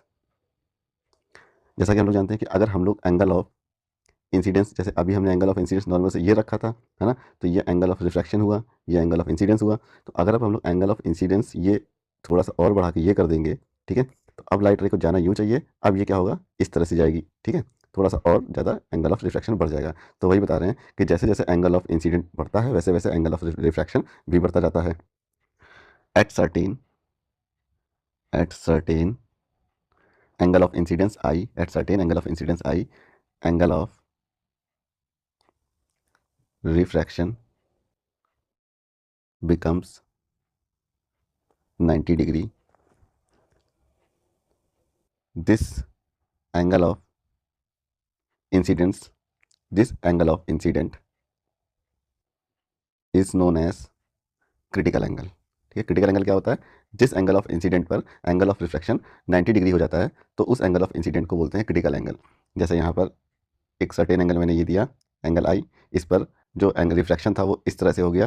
ठीक है, ऐसे light आई और ऐसे reflect हो गया, तो इसे बोलेंगे एंगल ऑफ इंसिडेंट, जो इसे बोलेंगे क्रिटिकल एंगल। ठीक है, इस एंगल ऑफ इंसिडेंट को बोलेंगे critical angle. And after critical angle after critical angle, after critical angle, after critical angle light reflect back, reflect back into the same medium, reflect back into the same medium. This phenomena is known as total internal reflection. तो ये हो गया TIR. इसको थोड़ा समझ लेते हैं. जैसे ये हो गया डेंसर मीडियम, ये नीचे हो गया डेंसर और ये हो गया रेयर मीडियम. ठीक, यहाँ पे लाइट ऐसे इंसिडेंट हुई, ठीक है, इस तरह से चली जाएगी. फिर मैंने एंगल ऑफ इंसिडेंस थोड़ा सा बढ़ाया, लाइट ऐसे चली गई. फिर थोड़ा सा और बढ़ाया, लाइट ऐसे चली गई. फिर इस एंगल ऑफ इंसिडेंट पे जो एंगल ऑफ रिफ्रैक्शन है वो हो गया जस्ट 90 डिग्री. ठीक, तो after this angle, this is critical angle, इस एंगल के बाद जैसे ही हल्का सा बढ़ाते हैं तो लाइट सेम इसी मीडियम में रिफ्लेक्ट हो जाएगी. और कितना रिफ्लेक्ट, कितने एंगल पे होगी? अगर ये एंगल है थीटा तो यहाँ से थीटा एंगल बना के रिफ्लेक्ट होगी, क्योंकि लॉ ऑफ रिफ्लेक्शन क्या होता है? एंगल आई बराबर एंगल आर, है ना. तो यहाँ से इतना ही एंगल बना के ये रिफ्लेक्ट हो जाएगी. ठीक है, तो इसी को बोलते हैं TIR, मतलब ऐसे लाइट पड़ी और ऐसे रिफ्लेक्ट हो गई. तो इसको टोटल इंटरनल रिफ्लेक्शन क्यों कहते हैं? क्योंकि इसमें रिफ्लेक्शन हो रहा है, इसे रिफ्लेक्शन बोलते हैं. टोटल वर्ड इसलिए यूज़ किया जाता है क्योंकि जो मिरर के केस हम लोग रिफ्लेक्शन देखते थे, जैसे कि मिरर में लाइट ये ऐसे निकल गई, तो इसमें कुछ परसेंट 0.1 0.2% जो लाइट है वो इस मिरर में एब्जॉर्ब हो जाती है. बट इसमें क्या हो रहा होता है? इसमें क्या हो रहा है कि लाइट स्लिप कर रही है. जैसे यहाँ पे लाइट ऐसे आई, ठीक है, लाइट ऐसे आई और यहाँ से ये स्लिप कर गई, यहाँ पे स्लिपिंग हो जाती है, मतलब नो लॉस, एनर्जी का कोई भी लॉस होता नहीं. इसलिए जो वर्ड यूज़ किया जाता है टोटल वर्ड यूज़ किया जाता है, टोटल. ठीक है, तो यहाँ पे स्नेल्स लॉ लगा देंगे, sine I by sine r, ठीक, equal to refractive index of medium 2, जिसमें लाइट जा रही है. मीडियम 2 सपोज करते हैं हमारा एयर का है, तो हम लिख सकते हैं refractive index of air with respect to glass, क्योंकि ये जो दूसरा मीडियम है, पहला मीडियम ग्लास का हो गया और ये दूसरा मीडियम एयर का हो गया, है ना. उसके बाद sine I by sine r. ठीक है, तो अगर साइन आई क्रिटिकल एंगल हो गया तो हम लिख सकते हैं साइन सी, और तो एंगल ऑफ रिफ्रैक्शन 90 डिग्री हो जाएगा, तो ये हो जाएगा sine 90 is equal to refractive index of, इसको इस तरह से लिख सकते हैं 1 upon refractive index of glass with respect to air, है ना, लॉ ऑफ रिवर्सिबिलिटी का यूज़ करके. साइन 90 हो जाएगा 1, तो यहाँ से मिला sine c equal to 1 upon mu. ठीक है, that is critical angle, critical angle sine c. इस तरह से हम लोग लिख सकते हैं कि critical angle c is inversely proportional to 1 upon mu. ठीक है, ये रिलेशन आपको याद रखना है. वीडियो में हम लोग रिवीजन करेंगे refraction through a curve surface and lens के बारे में. रिफ्रैक्शन थ्रू कर्व सरफेस मतलब refraction through spherical surface, that is lenses के बारे में. ठीक, तो इसमें जो पहला टॉपिक है वो है refraction through curve surface. Refraction through curve surface लिख के क्वेश्चन आ सकता है, या फिर लिख के आ सकता है रिफ्रैक्शन थ्रू स्फेरिकल सरफेस, या फिर लिख के आ सकता है रिफ्रैक्शन थ्रू सिंगल सरफेस. तो इसमें आपको डेरिवेशन करना होता है, जो इसका फॉर्मूला होता है N2/V minus N1/U is equal to N2 minus N1 upon R. ठीक है, ये प्रूव करना होता है हम लोग को इस प्रॉब्लम में. तो रिफ्रैक्शन थ्रू कर्व सरफेस, चाहे कॉनकेव सरफेस हो या कॉन्वेक्स सरफेस हो, डेरिवेशन करने का तरीका जो होगा वो सेम होगा. तो इसमें पहले इसका फिगर ड्रॉ कर लेते हैं इस तरह से. ये एक यहाँ पे कॉन्वेक्स सरफेस ले लेते हैं, ये हो गया कॉन्वेक्स सरफेस. ठीक, सेंटर से एक लाइन यहाँ पे ड्रॉ कर देते हैं, ये एक सेंटर से एक लाइन ड्रॉ कर दिया इसने. ठीक, अब यहाँ से इसका सेंटर ऑफ कर्वेचर ड्रॉ कर लेते हैं, ये एक सेंटर ऑफ कर्वेचर ड्रॉ हो गया जिसको बोल दिया C पॉइंट. और यहाँ पे कोई ऑब्जेक्ट रखा है O, यहाँ से ऐसे रे चलेगी जो कि ये पड़ेगी नॉर्मल पे इस तरह से, और यहाँ से रिफ्लेक्ट होगी और टुवर्ड नॉर्मल की तरफ बेंड हो जाएगी, और इस जगह पे कुछ इमेज बनेगी इसकी, यहाँ पे इमेज बनेगी I. ठीक, चाहे आप कॉनकेव सरफेस लीजिए चाहे कॉन्वेक्स लीजिए, मैंने यहाँ पे जो सरफेस लिया है कॉन्वेक्स है. ठीक है, ये जाने के एंगल इसको बनाइए अल्फा, इसको बनाइए बीटा, और इसको बनाइए गामा. ठीक, ये यहाँ पे इंसिडेंट रे है और ये है नॉर्मल, और नॉर्मल से इंसिडेंट रे बनाती है एंगल I, और ये नॉर्मल से रिफ्लेक्टेड रे जो एंगल बनाती है उसे बोलते हैं एंगल R. ठीक, इसका नाम यहाँ पे रख देते हैं M, और यहाँ से एक लाइन गिरा देते हैं, इसको बोल देते हैं N. ठीक, ये हो गया. ये ऑब्जेक्ट से कर्व सरफेस की जो बीच की डिस्टेंस है उसको बोलेंगे U. ठीक, इमेज की कर्व सरफेस से जो डिस्टेंस है उसको बोलेंगे V, और इस सेंटर ऑफ कर्वेचर की जो डिस्टेंस है उसे बोलेंगे R. ठीक, और हम लोग को जो फॉर्मूला निकालना है वो UV R के टर्म में. जो पहला मीडियम है उसका रिफ्रैक्टिव इंडेक्स μ1 है, और जो दूसरा मीडियम उसका रिफ्रैक्टिव इंडेक्स μ2 है, और जो रे जा रही है वो जा रही है रेयर टू डेंसर के लिए फॉर्मूला ड्राइव करेंगे हम लोग. ठीक, तो यहाँ पे देखते हैं ये जो ट्रायंगल है जिसका नाम है इन ट्रायंगल OMC. ठीक, ये जो एंगल I है ये तो एक्सटीरियर एंगल है, तो हम लोग लिख सकते हैं angle I is equal to alpha plus gamma, है ना. इसको मान लेंगे इक्वेशन 1. इसी तरह इन ट्रायंगल ओ, इस पर ट्रायंगल ले लेंगे ये वाला एम सी आई, एम सी आई वाला ट्रायंगल ले लेंगे, ठीक है। एम सी आई ट्रायंगल में देखते हैं तो हो जाएगा इन ट्रायंगल एम सी आई, ठीक। ये जो गामा एंगल है ये एक्सटीरियर एंगल हो गया, तो यहाँ पे लिख सकते हैं gamma is equal to r plus beta, तो हम लोग यहाँ से निकाल सकते हैं r is equal to gamma minus beta, ये बन गई इक्वेशन 2, है ना। अब ये आई मिल गया, आर मिल गया हमें, ठीक। अब यहाँ पे हम लोग लगा देंगे Snell, by Snell's law, by Snell's law sine i is equal to sine I by sine r is equal to refractive index of medium 2 with respect to medium 1, ठीक। Since I and are very small, angle i and are very small है, तो हम लोग sign आई को simply I लिख सकते हैं और साइन आर को आर लिख सकते हैं, क्योंकि i and are very small angle, ठीक। तो हम लोग यहाँ से लिख सकते हैं आई by r is equal to mu 2 by mu 1, है ना। तो यहाँ से ये इक्वेशन मिल जाएगी हमें i one mu 1 is equal to r mu 2, ठीक है। I one mu 1 r mu 2 ये मिल गया, ठीक। अब ये आई और आर की जो वैल्यू यहाँ पे निकाली हम लोगों ने, ये इसमें रख देंगे, तो हम लोग को फाइनली मिला alpha plus gamma is equal into mu 1 gamma minus beta into mu 2, इसको मल्टीप्लाई कर देंगे तो यहाँ पे हमें मिलेगा mu 1 alpha mu 1 gamma is equal to mu 2 gamma minus mu 2 beta. अब गामा वाले जो टर्म है उनको एक्साइड कर लेंगे, तो गामा वाला टर्म ये हो गया, इनको एक्साइड कर लेंगे तो हमें मिलेगा ये म्यू 1 को इधर ले आएंगे तो ये मिलेगा, और ये जो म्यू 2 माइनस बीटा, ये माइनस का म्यू 2 बीटा इसको उस साइड ले जाएंगे, तो ये हो जाएगा mu 1 alpha plus mu 2 beta, और यहाँ से mu 2 minus mu 1 gamma common ले लेंगे, ठीक है। अब क्या करते हैं, ये जो अल्फा बीटा गामा है इनकी 10 अल्फा 10 बीटा और 10 गामा की वैल्यू निकाल लेते हैं, और वो निकाल के यहाँ पे रख देंगे। अल्फा बीटा वेरी स्मॉल है, 10 अल्फा को हम लोग सिमिलरली अल्फा लिख सकते हैं, और 10 बीटा को हम लोग बीटा लिख सकते हैं, और 10 गामा को हम लोग लिख सकते हैं सिंपली गामा, है ना। तो यहाँ पे जो अल्फा बीटा गामा लिखा है इसको 10 की तरह, मतलब ये हम लोग अज्यूम कर सकते हैं कि यहाँ पे 10 अल्फा लिखा है, 10 बीटा लिखा है, 10 गामा लिखा है ना, तो इनकी वैल्यू निकाल लेते हैं ऊपर जो फिगर था इससे, ठीक है। यहाँ से 10 अल्फा इज इक्वल टू हो जाएगा m n by o n, ठीक। तो यहाँ से हो जाएगा mu 1 m n by o n plus mu 2, 10 beta equal to हो जाएगा एम एन अपॉन बीटा, जो एंगल था जहाँ इमेज बन रही थी, है ना, वो एंगल था, यानी कि आई एन, ठीक, equal to mu 2 minus mu 1 और 10 गामा, गामा क्या हो जाएगा, ये हो जाएगा m n by c n, ये एम एन कैंसिल हो जाएगा, ठीक। अब ये ओ एन आई एन और सी एन की वैल्यू रख देंगे यू वी आर के टर्म में विद साइन कन्वेंशन, तो हमें मिला u1 बाई ओ एन, है ना। ओ एन क्या है, ओ एन यहाँ से है माइनस का u, तो यहाँ पे हो जाएगा माइनस का u plus mu 2, i n क्या है, आई एन है v, ठीक, is equal to mu 2 minus mu 1 upon c n क्या है, सी एन ये है रेडियस ऑफ कर्वेचर यानी कि r, ठीक। तो यहाँ से रिफ्रैक्शन थ्रू का सरफेस का फॉर्मूला मिला mu two by v minus का mu 1 by u equal to mu 2 minus mu 1 by r. ये फॉर्मूला कब वैलिड होगा, जब रे जारी होगी रेरर टू डेंसर, ठीक।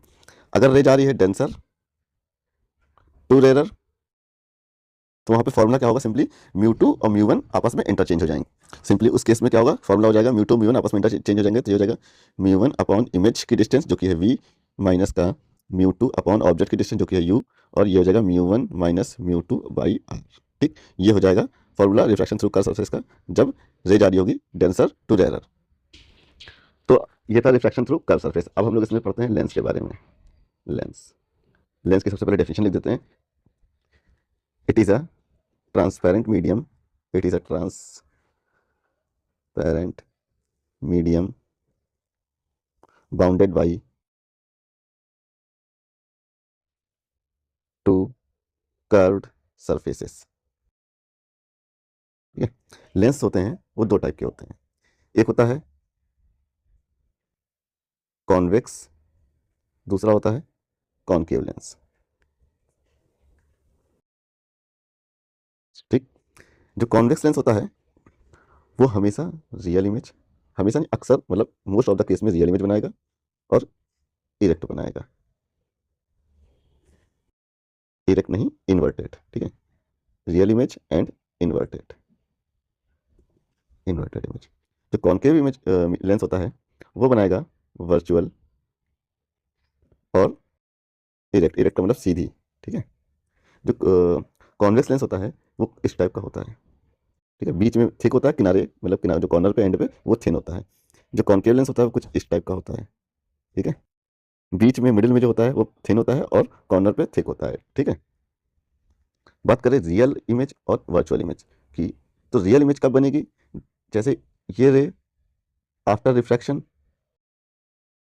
ऐसे निकली, कोई रे ऐसे आ रही थी, आफ्टर रिफ्रैक्शन ऐसे निकली, तो यहाँ पे एक्चुअल इंटरसेक्शन हो रहा है ना, कट हमें दिख रहा है कि कट हो रहा है, तो यहाँ पे जो इमेज बनेगी उसे बोलेंगे रियल इमेज। रियल इमेज कब बनेगी? जब एक्चुअल इंटरसेक्शन होगा, एक्चुअल इंटरसेक्शन होगा, ठीक है। और वर्चुअल इमेज कब बनेगी? जब इट अपीयर टू इंटरसेक्ट। जैसे एक लेंस, ये है कॉनकेव लेंस, ठीक है। यहाँ से रे निकली और ऐसे फैल गई, फिर यहाँ से एक रे ऐसे चली गई, ठीक है। तो ये रे कभी इससे इंटरसेक्शन तो होगा नहीं यहाँ पे, लेकिन इसको अगर पीछे इस तरह से बढ़ाएंगे तो ऐसा लगता है कि इस जगह पे काटी है, ठीक है। तो यहाँ पे अपीयर टू इंटरसेक्ट हो रहा है ना, तो यहाँ पे जो इमेज बनेगी वो बनेगी वर्चुअल इमेज, ठीक। और वर्चुअल इमेज हमेशा इरेक्ट बनती है, ये ध्यान रखिएगा। तो ये तो था लेंस के बारे में बेसिक।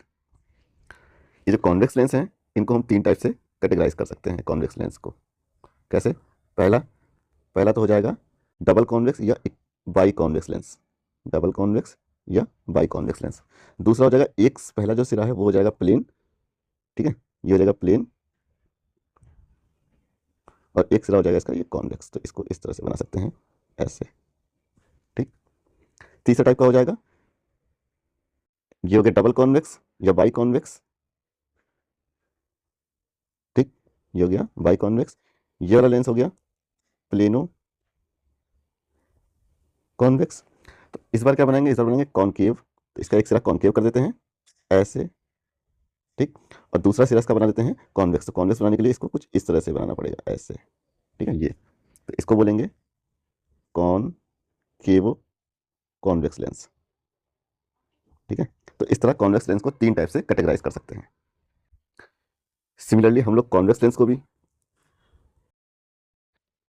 सिमिलरली हम लोग कॉनकेव लेंस को भी तीन टाइप से कैटेगराइज कर सकते हैं, कॉनकेव लेंस, ठीक है। इसको भी तीन टाइप से कैटेगराइज कर सकते हैं। तो पहला लेंस हो गया जिसके दोनों सरफेस कॉनकेव हैं, तो ये हो गया, ठीक। ये हो गया डबल कॉनकेव या फिर बाई कॉनकेव लेंस, ठीक। उसके बाद हो गया कि इसका एक सिरा प्लेन और दूसरा सिरा कॉनकेव कर देते हैं, दूसरा सिरा कॉनकेव कर देते हैं ये, तो इसका नाम रख देते हैं plano concave lens, plano concave lens, ठीक। तीसरे टाइप का कैसे हो सकता है कि इसका एक सिरा हो जाएगा कॉन्वेक्स, तो ये हो गया कॉन्वेक्स, दूसरा सिरा कैसा हो जाएगा? वो हो जाएगा कॉनकेव, तो ये बन गया कॉनकेव, ठीक। तो इस लेंस को हम लोग बोलेंगे कॉन्वेक्सो, कॉन्वेक्सो कॉनकेव लेंस, ठीक। इस तरह से convex lens and concave lens तीन टाइप से कैटेगराइज कर सकते हैं। तो टोटल लेंस हो गए 6 टाइप के, ठीक। जैसे कि ये लेंस है, यह एक कॉन्वेक्स लेंस, ठीक। तो इसका जो सेंटर वाला पॉइंट होता है इसको बोलते हैं ऑप्टिकल सेंटर, ऑप्टिकल सेंटर, ठीक। ये एक्सिस जो ऑप्टिकल सेंटर से होकर जाती है इसको बोलते हैं प्रिंसिपल एक्सिस, प्रिंसिपल एक्सिस। ये लेंस का ये स्फेरिकल सरफेस है, ये जिस स्फेयर का पार्ट था, ठीक है, जिस स्फेयर का पार्ट था उसके सेंटर को बोलते हैं, इस लेंस के इस सरफेस का सेंटर ऑफ कर्वेचर, और ये सेंटर ऑफ कर्वेचर यहाँ की डिस्टेंस को बोलते हैं रेडियस ऑफ कर्वेचर। ये हो जाएगा R1, और सिमिलरली इधर जो बनेगी उसे बोलेंगे R2। R2 पॉजिटिव होता है और R1 निगेटिव होता है, ठीक। और जो पैरेलल आने वाली रे होंगी वो कन्वर्ज हो जाएंगी जिस पॉइंट पे, उसको बोलेंगे फोकस पॉइंट। जैसे इस पॉइंट पे कन्वर्ज हो जाती हैं पैरेलल आने वाली रे, तो इस पॉइंट को बोलेंगे फोकस पॉइंट, ठीक है। कभी भी रे बनाएंगे तो उसमें एरो जरूर दिखाएंगे, अगर एरो नहीं दिखाया गया तो वो नॉर्मली एक सीधी लाइन बनी जाएगी। और ऑप्टिकल सेंटर से फोकस पॉइंट के बीच की डिस्टेंस को बोलते हैं फोकस लेंथ या फोकल लेंथ, बोलते हैं फोकल लेंथ, ठीक। तो ऐसे तो बहुत कुछ है बताने के लिए, लेकिन इतनी चीज़ें कुछ इसेंशियल थी लेंस के बारे में जानने के लिए। तो ये जो कॉन्वेक्स लेंस होता है, ठीक है, फॉर कॉन्वेक्स लेंस इसकी फोकल लेंथ जो होगी वो पॉजिटिव होगी, फॉर कॉन्वेक्स लेंस, ठीक है। फोकल लेंथ, फोकल लेंथ जो होगी वो होगी पॉजिटिव। उसी तरह अगर फोकल लेंथ हम कॉन्केव लेंस की बनाएंगे तो वो निगेटिव आएगी। कैसे? जैसे ये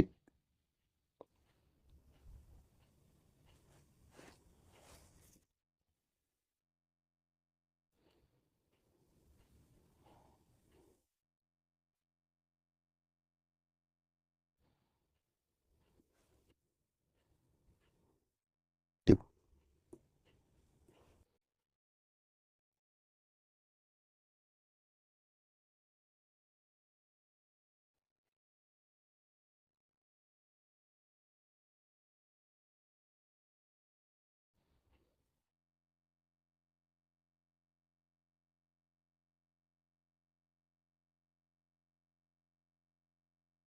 for concave lens focal length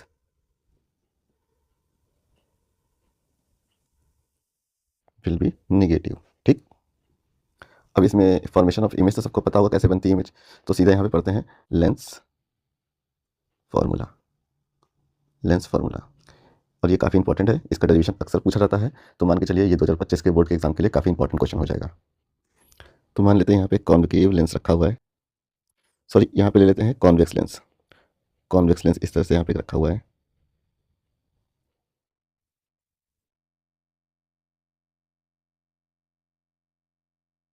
और ये होगा इसकी प्रिंसिपल एक्सिस। ये पॉइंट इसका हो गया फोकस पॉइंट एफ। सिमिलरली यहाँ पे भी एक फोकस पॉइंट होगा एफ। ठीक है, ये इसका सेंटर को बोल देते हैं ओ, जिसे बोलते हैं ऑप्टिकल सेंटर। और यहाँ पे कोई रखा है ऑब्जेक्ट ए बी। ठीक है, ये ऑब्जेक्ट रखा है ए बी। यहाँ से एक पैरेलल रे चलेगी ऐसे, जो कि इसके फोकस पॉइंट से होकर पास होकर जाएगी ऐसे, ऐसे। ठीक, ये रे ऐसे चली और ये फोकस पॉइंट से होकर निकल गई। और जो रे इसकी ऑप्टिकल सेंटर से होकर जाएगी वो सीधे बिना किसी डेविएशन के निकल जाएगी इस तरह से। तो इसने यहाँ पे इस पॉइंट पे काटा, तो इस पॉइंट पे बन जाएगी इसकी इमेज। यहाँ पे बन जाएगी इमेज आई, जो कि होगी ए डैश बी डैश। ठीक। ऑब्जेक्ट से ऑप्टिकल सेंटर के बीच की डिस्टेंस को बोलते हैं यू, तो ये हो गया यू। और ऑप्टिकल सेंटर से फोकस पॉइंट के बीच की डिस्टेंस को बोलते हैं एफ, तो ये हो गया स्मॉल एफ। और ऑप्टिकल सेंटर से इमेज के बीच की डिस्टेंस को बोलते हैं वी, तो यहाँ से हम लोग बना सकते हैं ये वी, ये हो गया वी। ठीक। तो इस यू वी एफ के टर्म में हमें आंसर निकालना है, जिसे बोलते हैं लेंस फॉर्मूला, जो कि होता है 1/f equal to 1/v minus 1/u। ये प्रूव करेंगे इस डेरिवेशन में हम लोग। ठीक है, तो इसके प्रूव करने की टेक्निक क्या होगी कि जब हम लोग इस तरह से इसका फिगर बन जाएगा, तो हम लोग इसमें दो ट्रायंगल हमेशा उठाएंगे। ठीक है, और सबसे पहले ये ट्रायंगल लेंगे और इसके जस्ट पीछे वाला ये ट्रायंगल लेंगे और एक इक्वेशन बना देंगे। ठीक, उसके बाद फिर हम लोग ये ट्रायंगल लेंगे और इसके जस्ट पीछे वाला ये लेंगे, सिमिलर प्रूव करेंगे और एक इक्वेशन बना देंगे, और फिर दोनों इक्वेशन को कंपेयर कर देंगे और यू वी एफ की वैल्यू साइन कन्वेंशन के साथ रख देंगे और आंसर मिल जाएगा हम लोग को। तो शुरू करते हैं, सबसे पहले ये ट्रायंगल लेते हैं ए बी ओ और A dash B dash O dash. ठीक है, ए B dash O in triangle A B O and A dash B dash O. ठीक, angle A O B are equal to angle A dash O B dash. ठीक है, just opposite angle है। Angle B A O equal to angle B dash A dash O equal to 90। जब दो angle बराबर है तो तीसरा angle भी बराबर होगा, यानी कि ये triangle A B o similar to triangle A dash B dash o, ये सिमिलर ट्रायंगल हो गए। और जब ये सिमिलर ट्रायंगल हो जाएंगे तो फिर क्या हो सकता है ए b divided by a dash B dash equal to a o divided by a dash o. ये बन गई इक्वेशन 1। उसी तरह अब हम लोग ये ट्रायंगल ले लेंगे, एक इसके जस्ट पीछे वाला ट्रायंगल ले लेंगे। हमेशा एक दूसरे के आगे पीछे वाला ट्रायंगल लेते हैं, जिससे सिमिलर दिखाने में आसानी हो जाती है।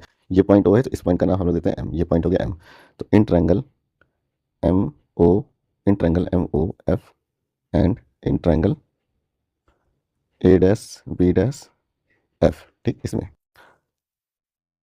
सेम उसी तरह प्रूव कर देंगे। Angle M O, angle M F O equal to angle A dash F B dash, just opposite angle है। फिर एंगल एफ ए डैश बी डैश बराबर angle F O M 90 degree. दो एंगल बराबर हैं तो तीनों तीसरा एंगल भी बराबर होगा। तो ये ट्रायंगल जो है दो हम लोगों ने माने थे, ठीक है, ये भी हो जाएंगे सिमिलर ट्रायंगल। तो हम लोग लिख सकते हैं triangle M O f similar to triangle A dash B dash f.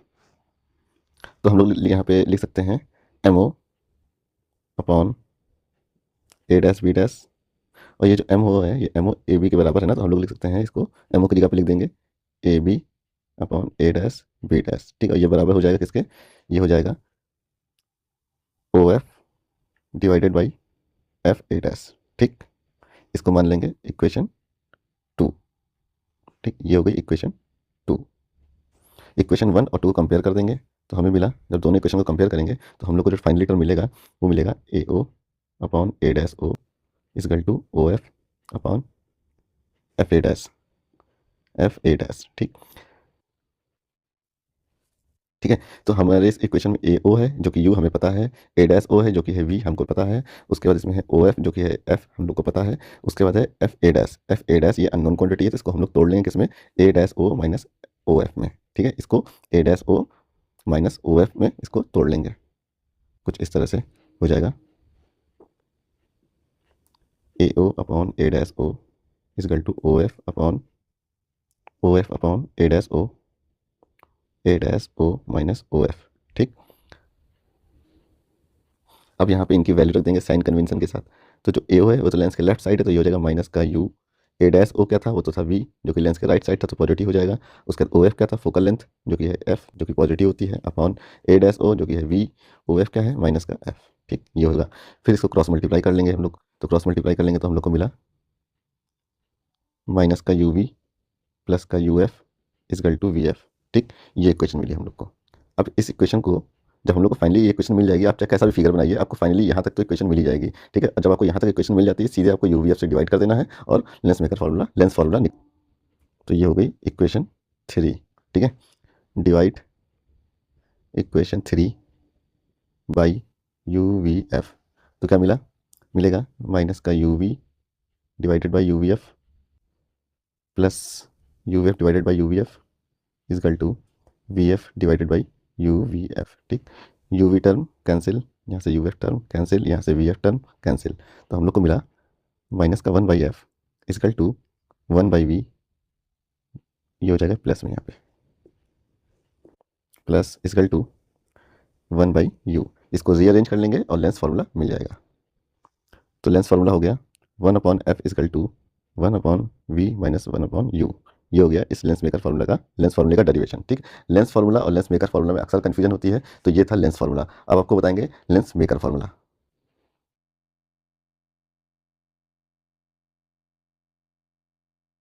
तो लेंस मेकर फार्मूला, इसके लिए पहले इसका डायग्राम बना लेते हैं। यहाँ पे लेंगे कॉन्वेक्स लेंस, यहाँ पे लेंगे कॉन्वेक्स लेंस, तो ये हो गया कॉन्वेक्स लेंस। ठीक है, जैसा क्वेश्चन पूछ रहा है refraction of light through a thin lens drive a lens maker formula. ठीक है, तो फॉर थिन लेंस के लिए ये लेंस मेकर फार्मूला ड्राइव किया जाता है, तो ये हो गया एक कॉन्वेक्स लेंस।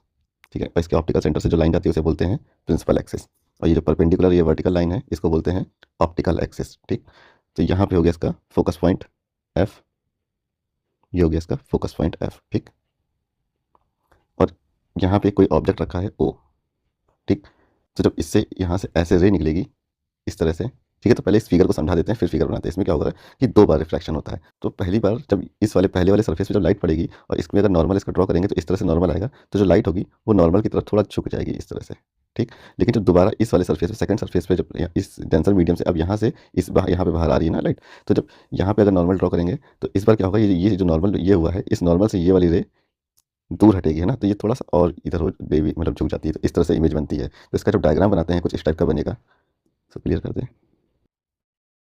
ठीक है, यहाँ से एक रे ऐसे चली, ठीक, और ये इस तरह से यहाँ पे एक पहले सरफेस से जो इमेज बनेगी उसे बोलेंगे आई डैश। ठीक, अब ये I dash image second surface के लिए ऑब्जेक्ट की तरह काम करेगी और इसकी एक रियल इमेज यहाँ पे बनाएगी इस जगह पे। ठीक है, ये बनेगी यहाँ पे आई इमेज। ठीक है, ये ऐसे रे आई और यहाँ पे इमेज फाइनली बन गई। तो एक थिन लेंस से इस तरह से मतलब 2 बार रिफ्लेक्शन होता है ना, तो कुछ कुल मिला के इस तरह से इमेज बनती है एक्चुअल में। ठीक, तो ये जो मीडियम पहला मीडियम हो गया ये एयर का था, इसको बोल देते हैं म्यू1, और अंदर का जो मीडियम है उसको बोल देते हैं म्यू2, और बाहर का फिर इधर म्यू1। ठीक है, ये एयर का हो गया मीडियम। और ये जो डिस्टेंस होगा यहाँ से ऑप्टिकल सेंटर से आई की, इसको बोलेंगे वी, ये डिस्टेंस हो गई वी, और ये डिस्टेंस हो गई आई डैश से ऑप्टिकल सेंटर की, इसको बोल देते हैं वी डैश, और ये ऑब्जेक्ट की ऑप्टिकल सेंटर से जो डिस्टेंस हो गई उसको बोल देते हैं यू। ठीक, अब इसका डेरिवेशन शुरू करते हैं।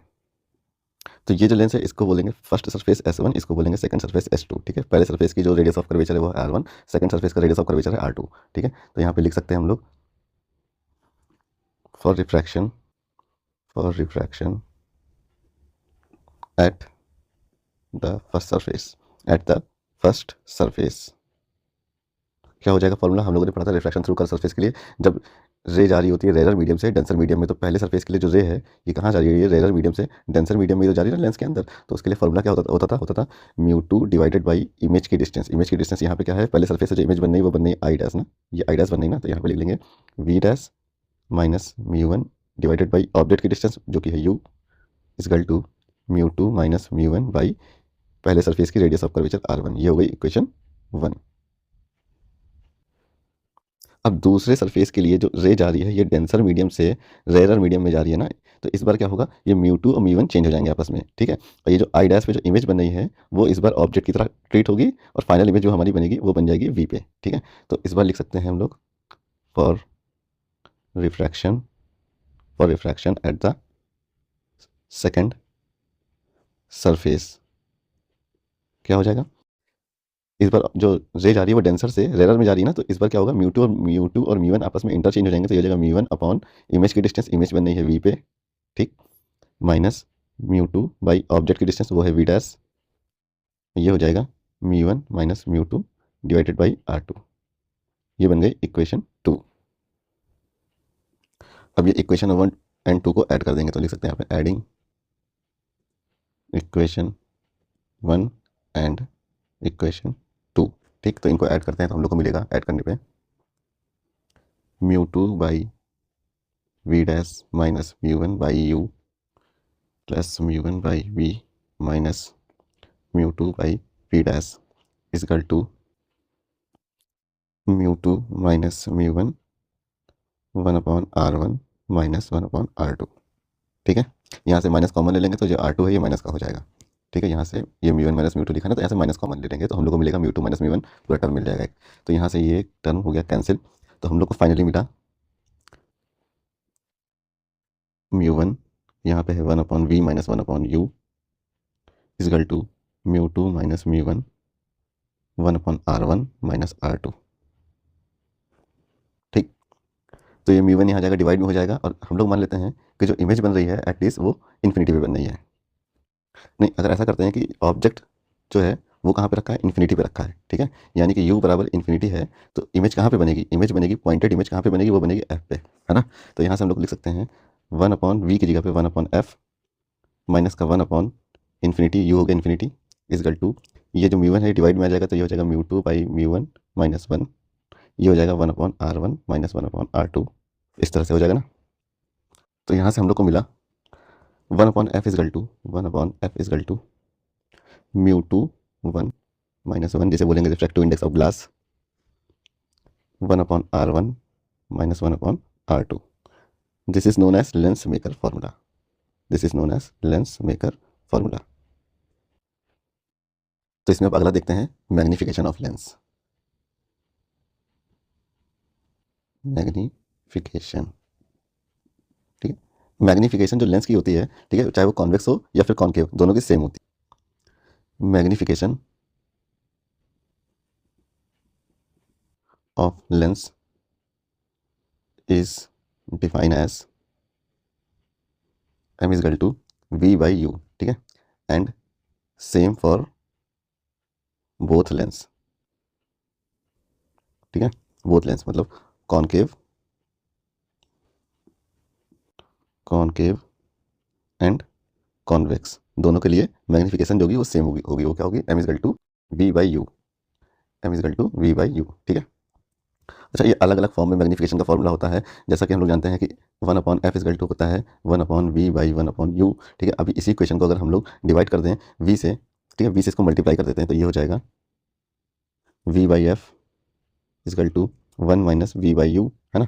तो यहाँ से हम लोग v बाई यू निकालेंगे तो क्या हो जाएगा, v by u is equal to हो जाएगा, हो जाएगा यहाँ से 1 माइनस v बाई एफ, ठीक है। और v बाई यू जो है इसको तो हम लोग m बोलते हैं ना, तो यहाँ से m इजकल टू हो जाएगा f minus v upon f, ठीक है, f, ठीक है। तो एक इस टाइप में मैग्निफिकेशन का फॉर्मूला याद रखना होता है। ठीक है। उसी तरह अगर हम लोग इसको डिवाइड कर देंगे u से, मतलब इसको u से मल्टीप्लाई कर देंगे, ये जो लेंस इक्वेशन है, ठीक है, लेंस इक्वेशन को डिवाइड कर देंगे u से, मतलब मल्टीप्लाई कर देंगे u से, तो हम लोग को मिलेगा m is equal to f upon f plus u.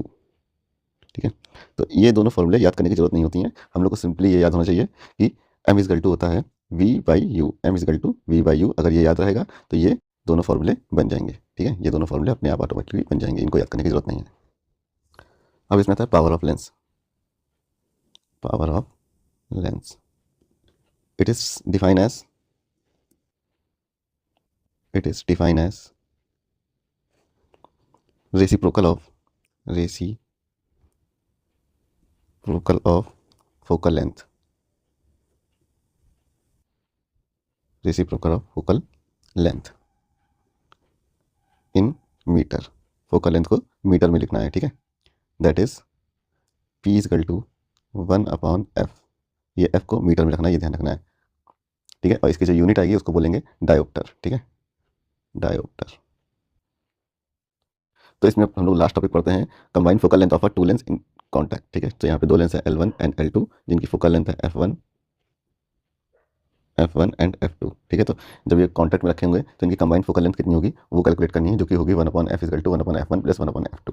ठीक है, इसका डेरिवेशन इस तरह से होगा। ठीक है, जब यहाँ से रे चलेगी तो पहली बार पहले लेंस से रिफ्लेक्शन होगा, तो कुल मिला के यहाँ पे कहीं इमेज बनेगी इसकी, इस जगह पे, जिसे बोलेंगे आई डैश। और ये आई डैश पे जो इमेज बन रही है वो दूसरे लेंस के लिए ऑब्जेक्ट की तरह काम करेगी, और फाइनल इसकी इमेज बनेगी आई पे। ठीक है, इस तरह से यहाँ से फाइनल इमेज बनी आई पे, जो पहली इमेज बनी थी वो हो गई वी डैश पे।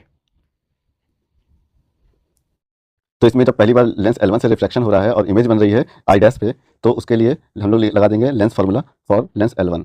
For Lenz L1 lens formula लगा दिया, इमेज बन रही है आई डैश पे, तो हमें इक्वेशन मिलेगी 1 अपॉन F1, क्योंकि लेंस L1 के लिए फोकल लेंथ है F1, 1 upon F1 is equal to 1 upon v dash minus 1 upon u. ये हो गई इक्वेशन 1। सिमिलरली जो आई डैश पे इमेज बन रही है ये दूसरे लेंस के लिए ऑब्जेक्ट की तरह ट्रीट होगी, और लेंस L2 के लिए जब रिफ्लेक्शन फार्मूला लगाएंगे तो इक्वेशन मिलेगी 1 upon F2 is equal to 1 upon v minus 1 upon v dash. ये हो गई इक्वेशन 2। अब इक्वेशन 1 और 2 को ऐड कर देंगे। इक्वेशन 1 और 2 को जब ऐड किया तो फाइनली मिला 1 upon F1 plus 1 upon F2 is equal to 1 upon v minus 1 upon v dash. ये मान लिया इक्वेशन ए। ठीक, अगर ये दोनों लेंस की इक्विवेलेंट फोकल लेंथ F थी तो 1 अपॉन F इजकल टू हम लोग लिख सकते हैं 1 upon v minus 1 upon u. ये इक्वेशन बी मान लेते हैं। देखिए ये दोनों लेंस हैं, मान लेते हैं ये दोनों लेंस एक लेंस है, कोई एक लेंस यहाँ पे रखा हुआ है जिसकी फोकल लेंथ है F, है ना, और इमेज बन रही है V पे, ऑब्जेक्ट रखा है U पे, है ना। तो हम लोग लिख सकते हैं ना यहाँ पे 1 upon F is equal to 1 upon v minus 1 upon u. Equation A and B को कंपेयर करेंगे तो क्लियर दिख रहा है 1 upon F1 plus 1 upon F2 is equal to 1 upon F। यहाँ से प्रूफ हो गया कि अगर सीरीज कॉम्बिनेशन में लेंस रखे हुए हैं तो उनकी इक्विवेलेंट फोकल लेंथ हो जाएगी 1 upon F is equal to 1 upon F1 plus 1 upon F2 plus 1 upon F3 dot dot dot dot, जितने भी रखे होंगे तो इस तरह से सीक्वल में चलता रहेगा। Hence power will be P is equal to P1 plus P2 dot dot dot dot. अगर इनका मैग्नीफिकेशन निकाला जाएगा तो मैग्नीफिकेशन हो जाएगा M is equal to M1 into M2 into M3 dot dot dot dot. ठीक है, और एक बात कि अगर जैसे ये दो लेंस उनके बीच में सर्टेन डिस्टेंस है D, तो उस टाइम इक्विवेलेंट फोकल लेंथ हो जाएगी 1 upon F1 plus 1 upon F2 minus D by F1 F2। ठीक है, और पावर हो जाएगी P is equal to P1 P2 minus D P1 P2। ठीक है, ये हो जाएगा। तो ये था कंप्लीट लेंस के बारे में, केवल इंपॉर्टेंट टॉपिक्स। अब इसमें पढ़ेंगे प्रिज्म के बारे में, केवल की पॉइंट और फॉर्मूले। तो ये रे ऑप्टिक्स का लास्ट वीडियो, इसमें हम लोग पढ़ेंगे प्रिज्म के बारे में। प्रिज्म से भी काफ़ी क्वेश्चन पूछे जाते हैं। ठीक है, इससे जो क्वेश्चन होंगे काफ़ी ईजी होंगे। तो what is prism? It is a transparent medium, it is a transparent medium bounded by two plane surfaces at an acute angle,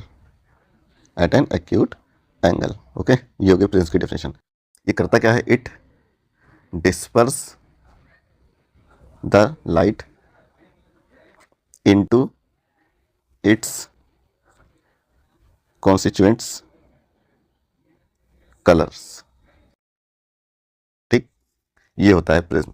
इस तरह से दो प्लेन सरफेस होते हैं जो कि at an acute angle A पर इंक्लाइंड होते हैं, इस तरह से।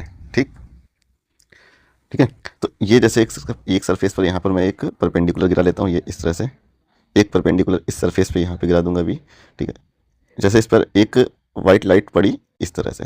ठीक, ये वाइट लाइट पड़ी ऐसे, ठीक है।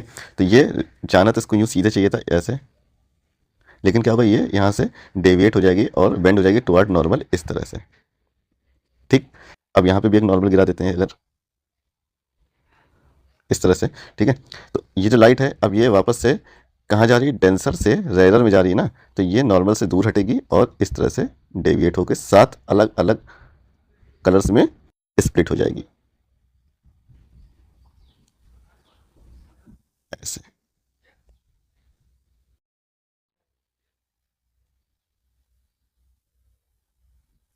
ये जो स्प्लिटिंग होती है बेसिकली वो यहीं से शुरू हो जाती है, ठीक है, यहीं से स्प्लिटिंग शुरू हो जाती है और फिर लाइट यहाँ पे जब ये प्रिज्म से बाहर निकलती है तो हमेशा ये ध्यान रखिएगा कि light bends towards base of a prism, ठीक है। प्रिज्म कैसा है, जो प्रिज्म का बेस होगा वहां पर लाइट हमेशा झुकेगी, और ये जो लाइट अलग अलग कलर्स में स्प्लिट हुई है ये विगब्योर सीक्वल में स्प्लिट होती है। इस सीक्वल को बोलते हैं विगब्योर, VIBGYOR, ठीक है। विगब्योर, violet, indigo, blue, green, yellow, orange, red, ठीक है। जिसका सबसे ज़्यादा रिफ्रैक्टिव इंडेक्स होता है वो होता है वॉयलेट कलर, ठीक है। अगर हम यहाँ से ऐसे जाते हैं तो रिफ्रैक्टिव इंडेक्स बढ़ता है, ठीक है। तो जिसका ज़्यादा रिफ्रैक्टिव इंडेक्स होगा उसकी ज़्यादा बेंडिंग होगी, रेड के कम रिफ्रैक्टिव इंडेक्स होगा, रेड की कम बेंडिंग होती है। अच्छा, जैसे ये एक प्रिज्म था, ये बनाया था मैंने एक प्रिज्म,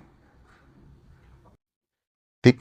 इस पर लाइट इस तरह से पड़ी यहाँ पे ऐसे, और ये इस तरह से बेंड हो गई और ये ऐसे बेंड हो गई, ठीक है। और उसके बाद ये जब प्रिज्म से बाहर निकलेगी कुछ इस तरह से झुक के निकल जाएगी, ठीक है, ऐसे, ठीक है। तो लाइट की इनिशियल डायरेक्शन थी ये, और जब ये इमर्ज आउट हुई तो ये इसकी डायरेक्शन हो गई। तो ये जो एंगल बनना है थीटा, इसी को बोलते हैं angle of deviation, angle of deviation. Angle of deviation पहले बहुत पूछा जाता था डेफिनेशन डिफाइन करने के 2 नंबर में, लेकिन अब इससे ट्रिकी क्वेश्चन आता है।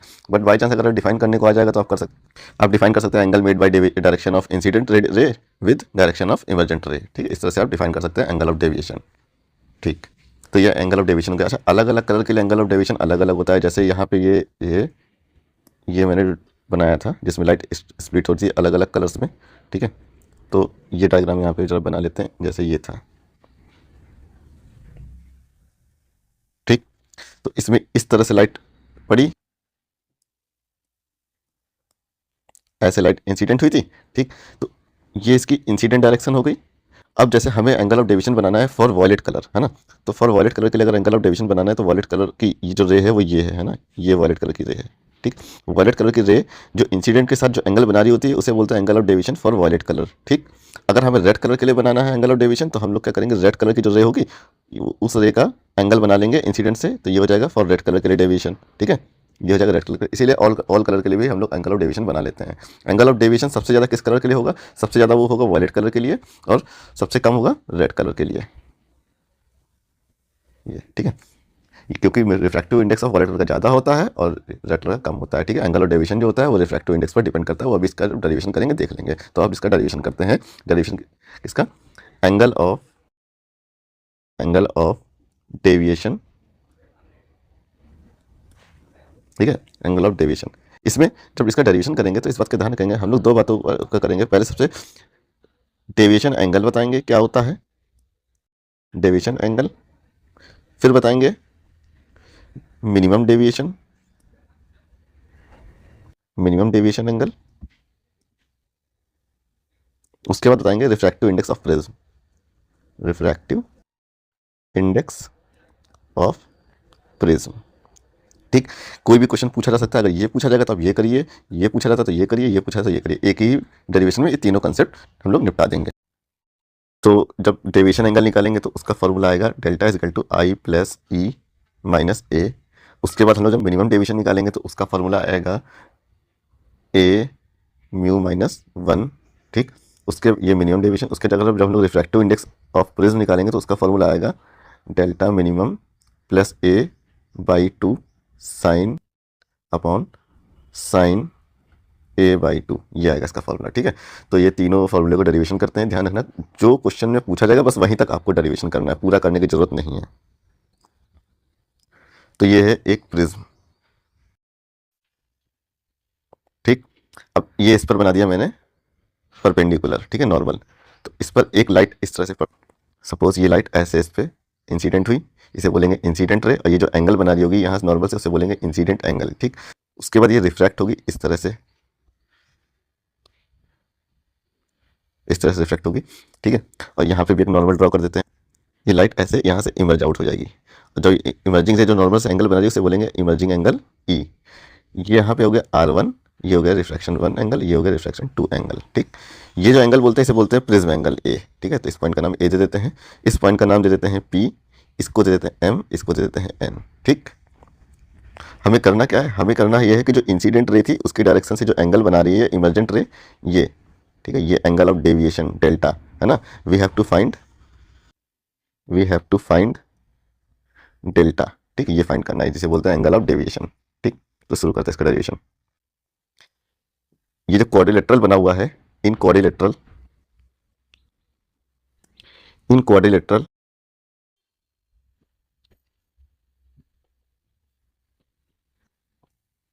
AMPN, इसमें देखिए ध्यान से। ठीक है, जो एंगल पी एम ए, ये तो 90 डिग्री है, सिमिलरली ये भी 90 डिग्री है, एंगल PNA है ना। तो इसका मतलब क्या है कि angle A plus angle P plus 90 plus 90 is equal to 360, ये हो जाएगा ना।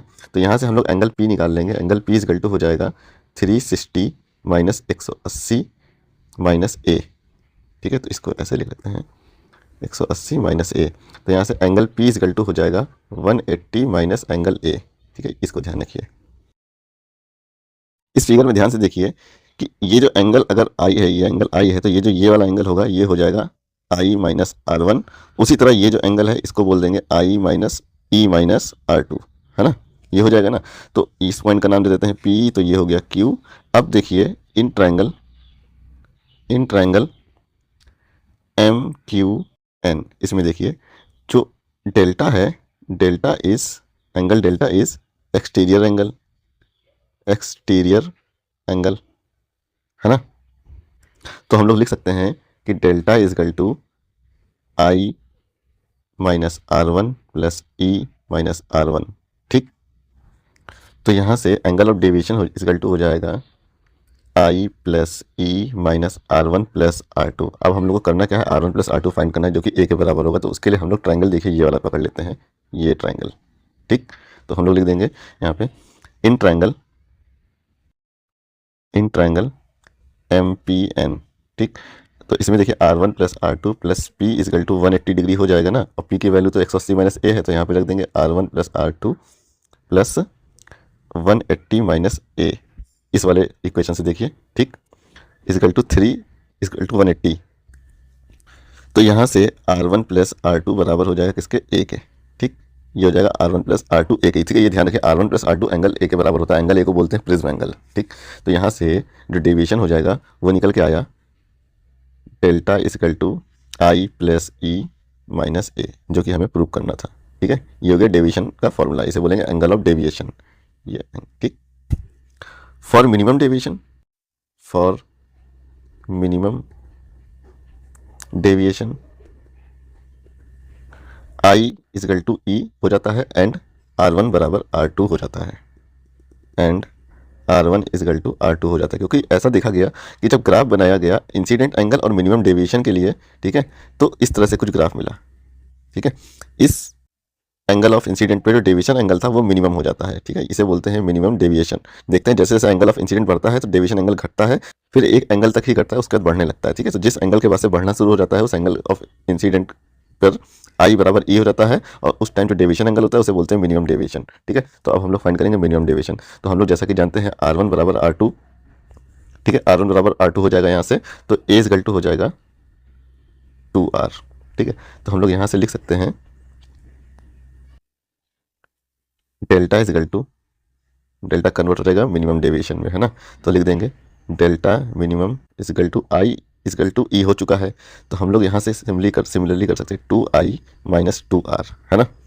अब लगा देंगे स्नेल्स लॉ। स्नेल्स लॉ जानते हैं क्या होता है, स्नेल्स लॉ होता है by Snell's law sine I by sine R is equal to refractive index of prism mu. ठीक है, हमने आपको बहुत पहले बताया था कि रे ऑप्टिक्स में हमेशा जब भी स्नेल्स लॉ लगाएंगे और बोल देंगे I and R are very small angle, तो हम लोग कर सकते हैं आई by R equal to mu. तो हम लोग लिख देंगे since I and are very very small angle,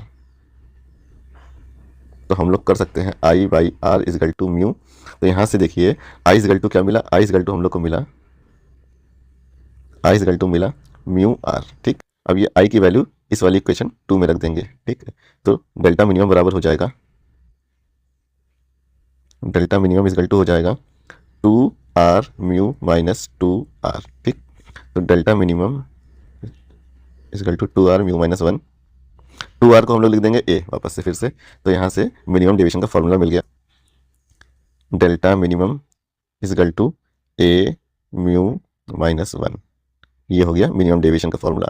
अगर मिनिमम डेविएशन का फॉर्मूला प्रूव करने को बोला जा रहा है तो आपको यहाँ तक करना है डेरिवेशन। ठीक, अब हम लोग इसमें निकालेंगे refractive index of prism, refractive index of prism. ठीक, तो इसके लिए देखो यहाँ तक तो आपको डेरिवेशन करना ही करना है। ठीक है, delta is equal to I plus E minus A. उसके बाद आपको फिर लिख देना है, जब ये प्रूव हो जाएगा आपका, delta is equal to I plus E minus A. यहाँ तक तो आपको करना ही है। उसके बाद आपको लिखना है for minimum deviation, for minimum deviation I is equal to E and R1 बराबर R2। जब आप ये लिख देंगे तो हम लोग जान रहे ए बराबर हो जाएगा 2r, तो यहाँ से हम लोग r इजकल टू लिख देंगे a बाई 2। ठीक है, r इजकल टू मिल गया a बाई 2। अब i भी फाइंड कर लेंगे, तो i इजकल टू क्या हो जाएगा, तो यहाँ जान रहे हैं कि डेल्टा कन्वर्ट हो जाएगा मिनिमम डेविएशन में, तो मिनिमम डेविएशन ये जो इक्वेशन है ये इक्वेशन बन जाएगी 2i माइनस ए। तो यहाँ से a इजकल टू हो जाएगा, a नहीं i इजकल टू हो जाएगा, i इजकल टू हो जाएगा delta minimum minus A divided by 2। तो देखिए हम लोग को r भी मिल गया, आई भी मिल गया। अब स्नेल्स लॉ लगाने की देरी है बस। ठीक है, स्नेल्स लॉ लगा देंगे। तो स्नेल्स लॉ क्या होता है, स्नेल्स लॉ लिख देंगे by Snell's law, by Snell's law mu equal to sine I by sine R ना, तो हम लोग लिख सकते हैं mu equal to sine I by sine R, और आई और आर की वैल्यू रख देंगे तो रिफ्रैक्टिव इंडेक्स ऑफ प्रिज्म का एक्सप्रेशन मिल जाएगा। ठीक है, तो यहाँ पे म्यू इक्वल टू हो जाएगा साइन आई, साइन आई की वैल्यू क्या है, साइन आई, आई की वैल्यू है delta minimum minus A by 2 upon sine R ना, तो साइन आर इक्वल टू क्या है, ए बाई 2। तो ये हो गया refractive index of prism for minimum deviation case. अब इसमें देखते हैं angular dispersion, angular dispersion of a prism. ठीक है, तो अभी जैसे बताया था angle of deviation red colour के लिए अलग होता है, ग्रीन कलर के लिए अलग होता है एंड वॉयलेट के लिए अलग होता है। सबसे ज़्यादा डिस्पर्जन किसके लिए होगा, सबसे ज़्यादा होगा जो एंगल ऑफ डेविएशन वो होगा वॉयलेट कलर के लिए। तो it is the separation, it is the separation between extreme colour, extremes colour. इसका मतलब हो गया it is define as theta is equal to, angular dispersion को थीटा से बताते हैं। ठीक है, theta is equal to delta v minus delta r. ठीक, ये होता है एंगुलर डिस्पर्जन। ठीक है, इतना तो आपको याद रखना है। इसको आगे ओपन कर सकते हैं इस तरह से। हम लोग जानते हैं डेल्टा वी बराबर क्या हो जाएगा, डेल्टा, अच्छा एंगल ऑफ डेविएशन का फॉर्मूला होता है ए म्यू माइनस 1 होता है। ठीक है, तो वॉयलेट कलर का रिफ्रैक्टिव इंडेक्स म्यू वी हो जाएगा, तो यहाँ पे हो जाएगा A mu we minus 1 minus A mu R minus 1, mu R minus 1। ठीक है, तो इसको इस तरह से जब सॉल्व करेंगे तो लिख देंगे mu we minus mu are into A. ये हो जाएगा angular dispersion of a prism. अब इसमें हम लोग पढ़ेंगे dispersive power of prism, dispersive power of a prism. It is the ability of prism, ability of prism, it is the ability of prism to cause dispersion, and define as the ratio of angular dispersion to the mean deviation, that is इस तरह से हम लोग लिख सकते हैं dispersive power of prism, dispersive power इसको omega से डिफाइन करते हैं, ठीक है। ओमेगा इज इक्वल टू होता है theta by mean deviation. Mean deviation मतलब डेविएशन बाई येलो कलर, ठीक है। मीन डेविएशन को बोल सकते हैं डेविएशन ऑफ येलो कलर, ठीक है। इस तरह से लिख सकते हैं। तो इसको आगे ओपन करके इस तरह से हम लोग लिख सकते हैं। हम लोग ने थीटा इज इक्वल टू अभी देखा था क्या होता है, mu we minus mu are into A. Delta y को लिख सकते हैं ए म्यू वाई माइनस 1, ठीक है। ए से ए कैंसिल हो जाएगा, तो डिस्पर्सिव पावर ऑफ प्रिज्म का फॉर्मूला क्या आया, omega is equal to mu we minus mu r upon mu y minus 1, ठीक है। ये हो गया डिस्पर्सिव पावर ऑफ प्रिज्म। तो ये था प्रिज्म का कंप्लीट रिवीजन, केवल की पॉइंट एंड इंपॉर्टेंट पॉइंट। ऐसे तो पढ़ाने के लिए से बहुत कुछ था, लेकिन बोर्ड के पर्पज से इतना ही इंपॉर्टेंट होगा। तो इसमें बचा है ऑप्टिकल इंस्ट्रूमेंट। ऑप्टिकल इंस्ट्रूमेंट इसमें डिटेल में तो नहीं पढ़ाएंगे क्योंकि काफ़ी लंबा हो जाएगा। मैंने इसका काफ़ी अच्छा वीडियो बनाया है, उसका लिंक आपको डिस्क्रिप्शन में दे दूंगा। तो इसमें केवल की पॉइंट आपको बता दे रहा हूँ। ऑप्टिकल इंस्ट्रूमेंट की मैग्नीफिकेशन पावर पूछी जाती है, ठीक है, तो वो आपको याद रखनी चाहिए। तो इसमें पहले से होता है सिंपल माइक्रोस्कोप। सिंपल माइक्रोस्कोप जिसमें एक कॉन्वेक्स लेंस होता है ना, सिंपल माइक्रोस्कोप। तो इसकी मैग्नीफिकेशन पावर क्या हो जाएगी, इसकी मैग्नीफिकेशन पावर जब इमेज एट डी पर बननी होगी तो उसे बोलेंगे मैग्नीफिकेशन एम डी, ठीक है। इसे बोलेंगे मैक्सिमम मैग्नीफिकेशन। तो ये हो जाएगा 1 प्लस डी बाई एफ, ठीक। मिनिमम मैग्नीफिकेशन जब इमेज इन्फिनिटी पर बननी होगी तो वो हो जाएगा सिंपली डी बाई एफ, ठीक है। तो ये ध्यान रखिए जो एम डी है ये मैग्नीफिकेशन तब है जब फाइनल इमेज, ठीक है, कहाँ बन रही डी पे, ठीक है। और ये क्या है, ये है मिनिमम मैग्नीफिकेशन, इसे बोलेंगे मिनिमम, इसे बोलेंगे मैक्सिमम, ठीक है। और यहाँ पे जो इमेज बननी होगी फाइनल इमेज वो कहाँ बनी होगी, इन्फिनिटी पे, यानी कि जो ऑब्जेक्ट होगा वो कहाँ रखा होगा, वो एफ पे रखा होगा, ठीक है। इस बात का ध्यान रखना है। तो अब देखते हैं ऑप्टिकल इंस्ट्रूमेंट कंपाउंड माइक्रोस्कोप। तो इसकी जो मैक्सिमम मैग्नीफिकेशन हो जाएगी, मैक्सिमम मैग्नीफिकेशन, इसका मतलब जब इमेज बननी होगी वी बराबर डी पर, ठीक है, तो वो हो जाएगी M D is equal to minus का we naught by you naught 1 plus D by F E. F E क्या है, focal length of eye piece. Compound microscope में तो दो लेंस होते हैं ना, एक आई पीस एक ऑब्जेक्टिव, ठीक है। तो ये हो जाएगी। अच्छा, जब इमेज बन नहीं होगी वी बराबर इन्फिनिटी पे, मतलब ये कौन सा केस हो गया, ये हो गया मिनिमम मैग्नीफिकेशन, है ना, मिनिमम केस हो गया। तो इसमें जो होगी मैग्नीफिकेशन वो हो जाएगी सिंपली यहाँ से बस ये जो 1 है ये हटा देना है, तो हो जाएगा माइनस का we naught by you naught D by F e, ये हो जाएगी, ठीक। अब देखते हैं मैग्नीफिकेशन टेलीस्कोप का, ठीक है। टेलीस्कोप यूज हो रहा है यहाँ पे एस्ट्रोनॉमिकल टेलीस्कोप। तो हम लोग को देखना है अब magnification of astronomical telescope. Telescope कई टाइप के होते हैं, astronomical telescope, Galilean telescope, terrestrial telescope, लेकिन आप लोग को देखना है एस्ट्रोनॉमिकल टेलीस्कोप का मैग्नीफिकेशन, जो कि हो जाएगी मैक्सिमम मैग्नीफिकेशन हो जाएगी जब इमेज बन नहीं होगी वी बराबर डी पे, ठीक है। तो वो हो जाएगी M D is equal to minus का, ध्यान रखिए सिंबल माइनस का होगा, ठीक है, यहाँ पे f o upon f e 1 plus f e by D, ठीक है। ये हो जाएगी मैक्सिमम मैग्नीफिकेशन जब इमेज बन नहीं होगी v इजगल टू डी पर, ठीक। जब इमेज बन नहीं होगी v इजगल टू इन्फिनिटी पर, मतलब क्या हो गया, ये मिनिमम मैग्नीफिकेशन का केस हो गया ना। तो इस टाइम मैग्नीफिकेशन हो जाएगी सिंपली ये 1 हटा देना है, तो हो जाएगा माइनस का, तो ये हो जाएगा f o upon f e minus का, ठीक है।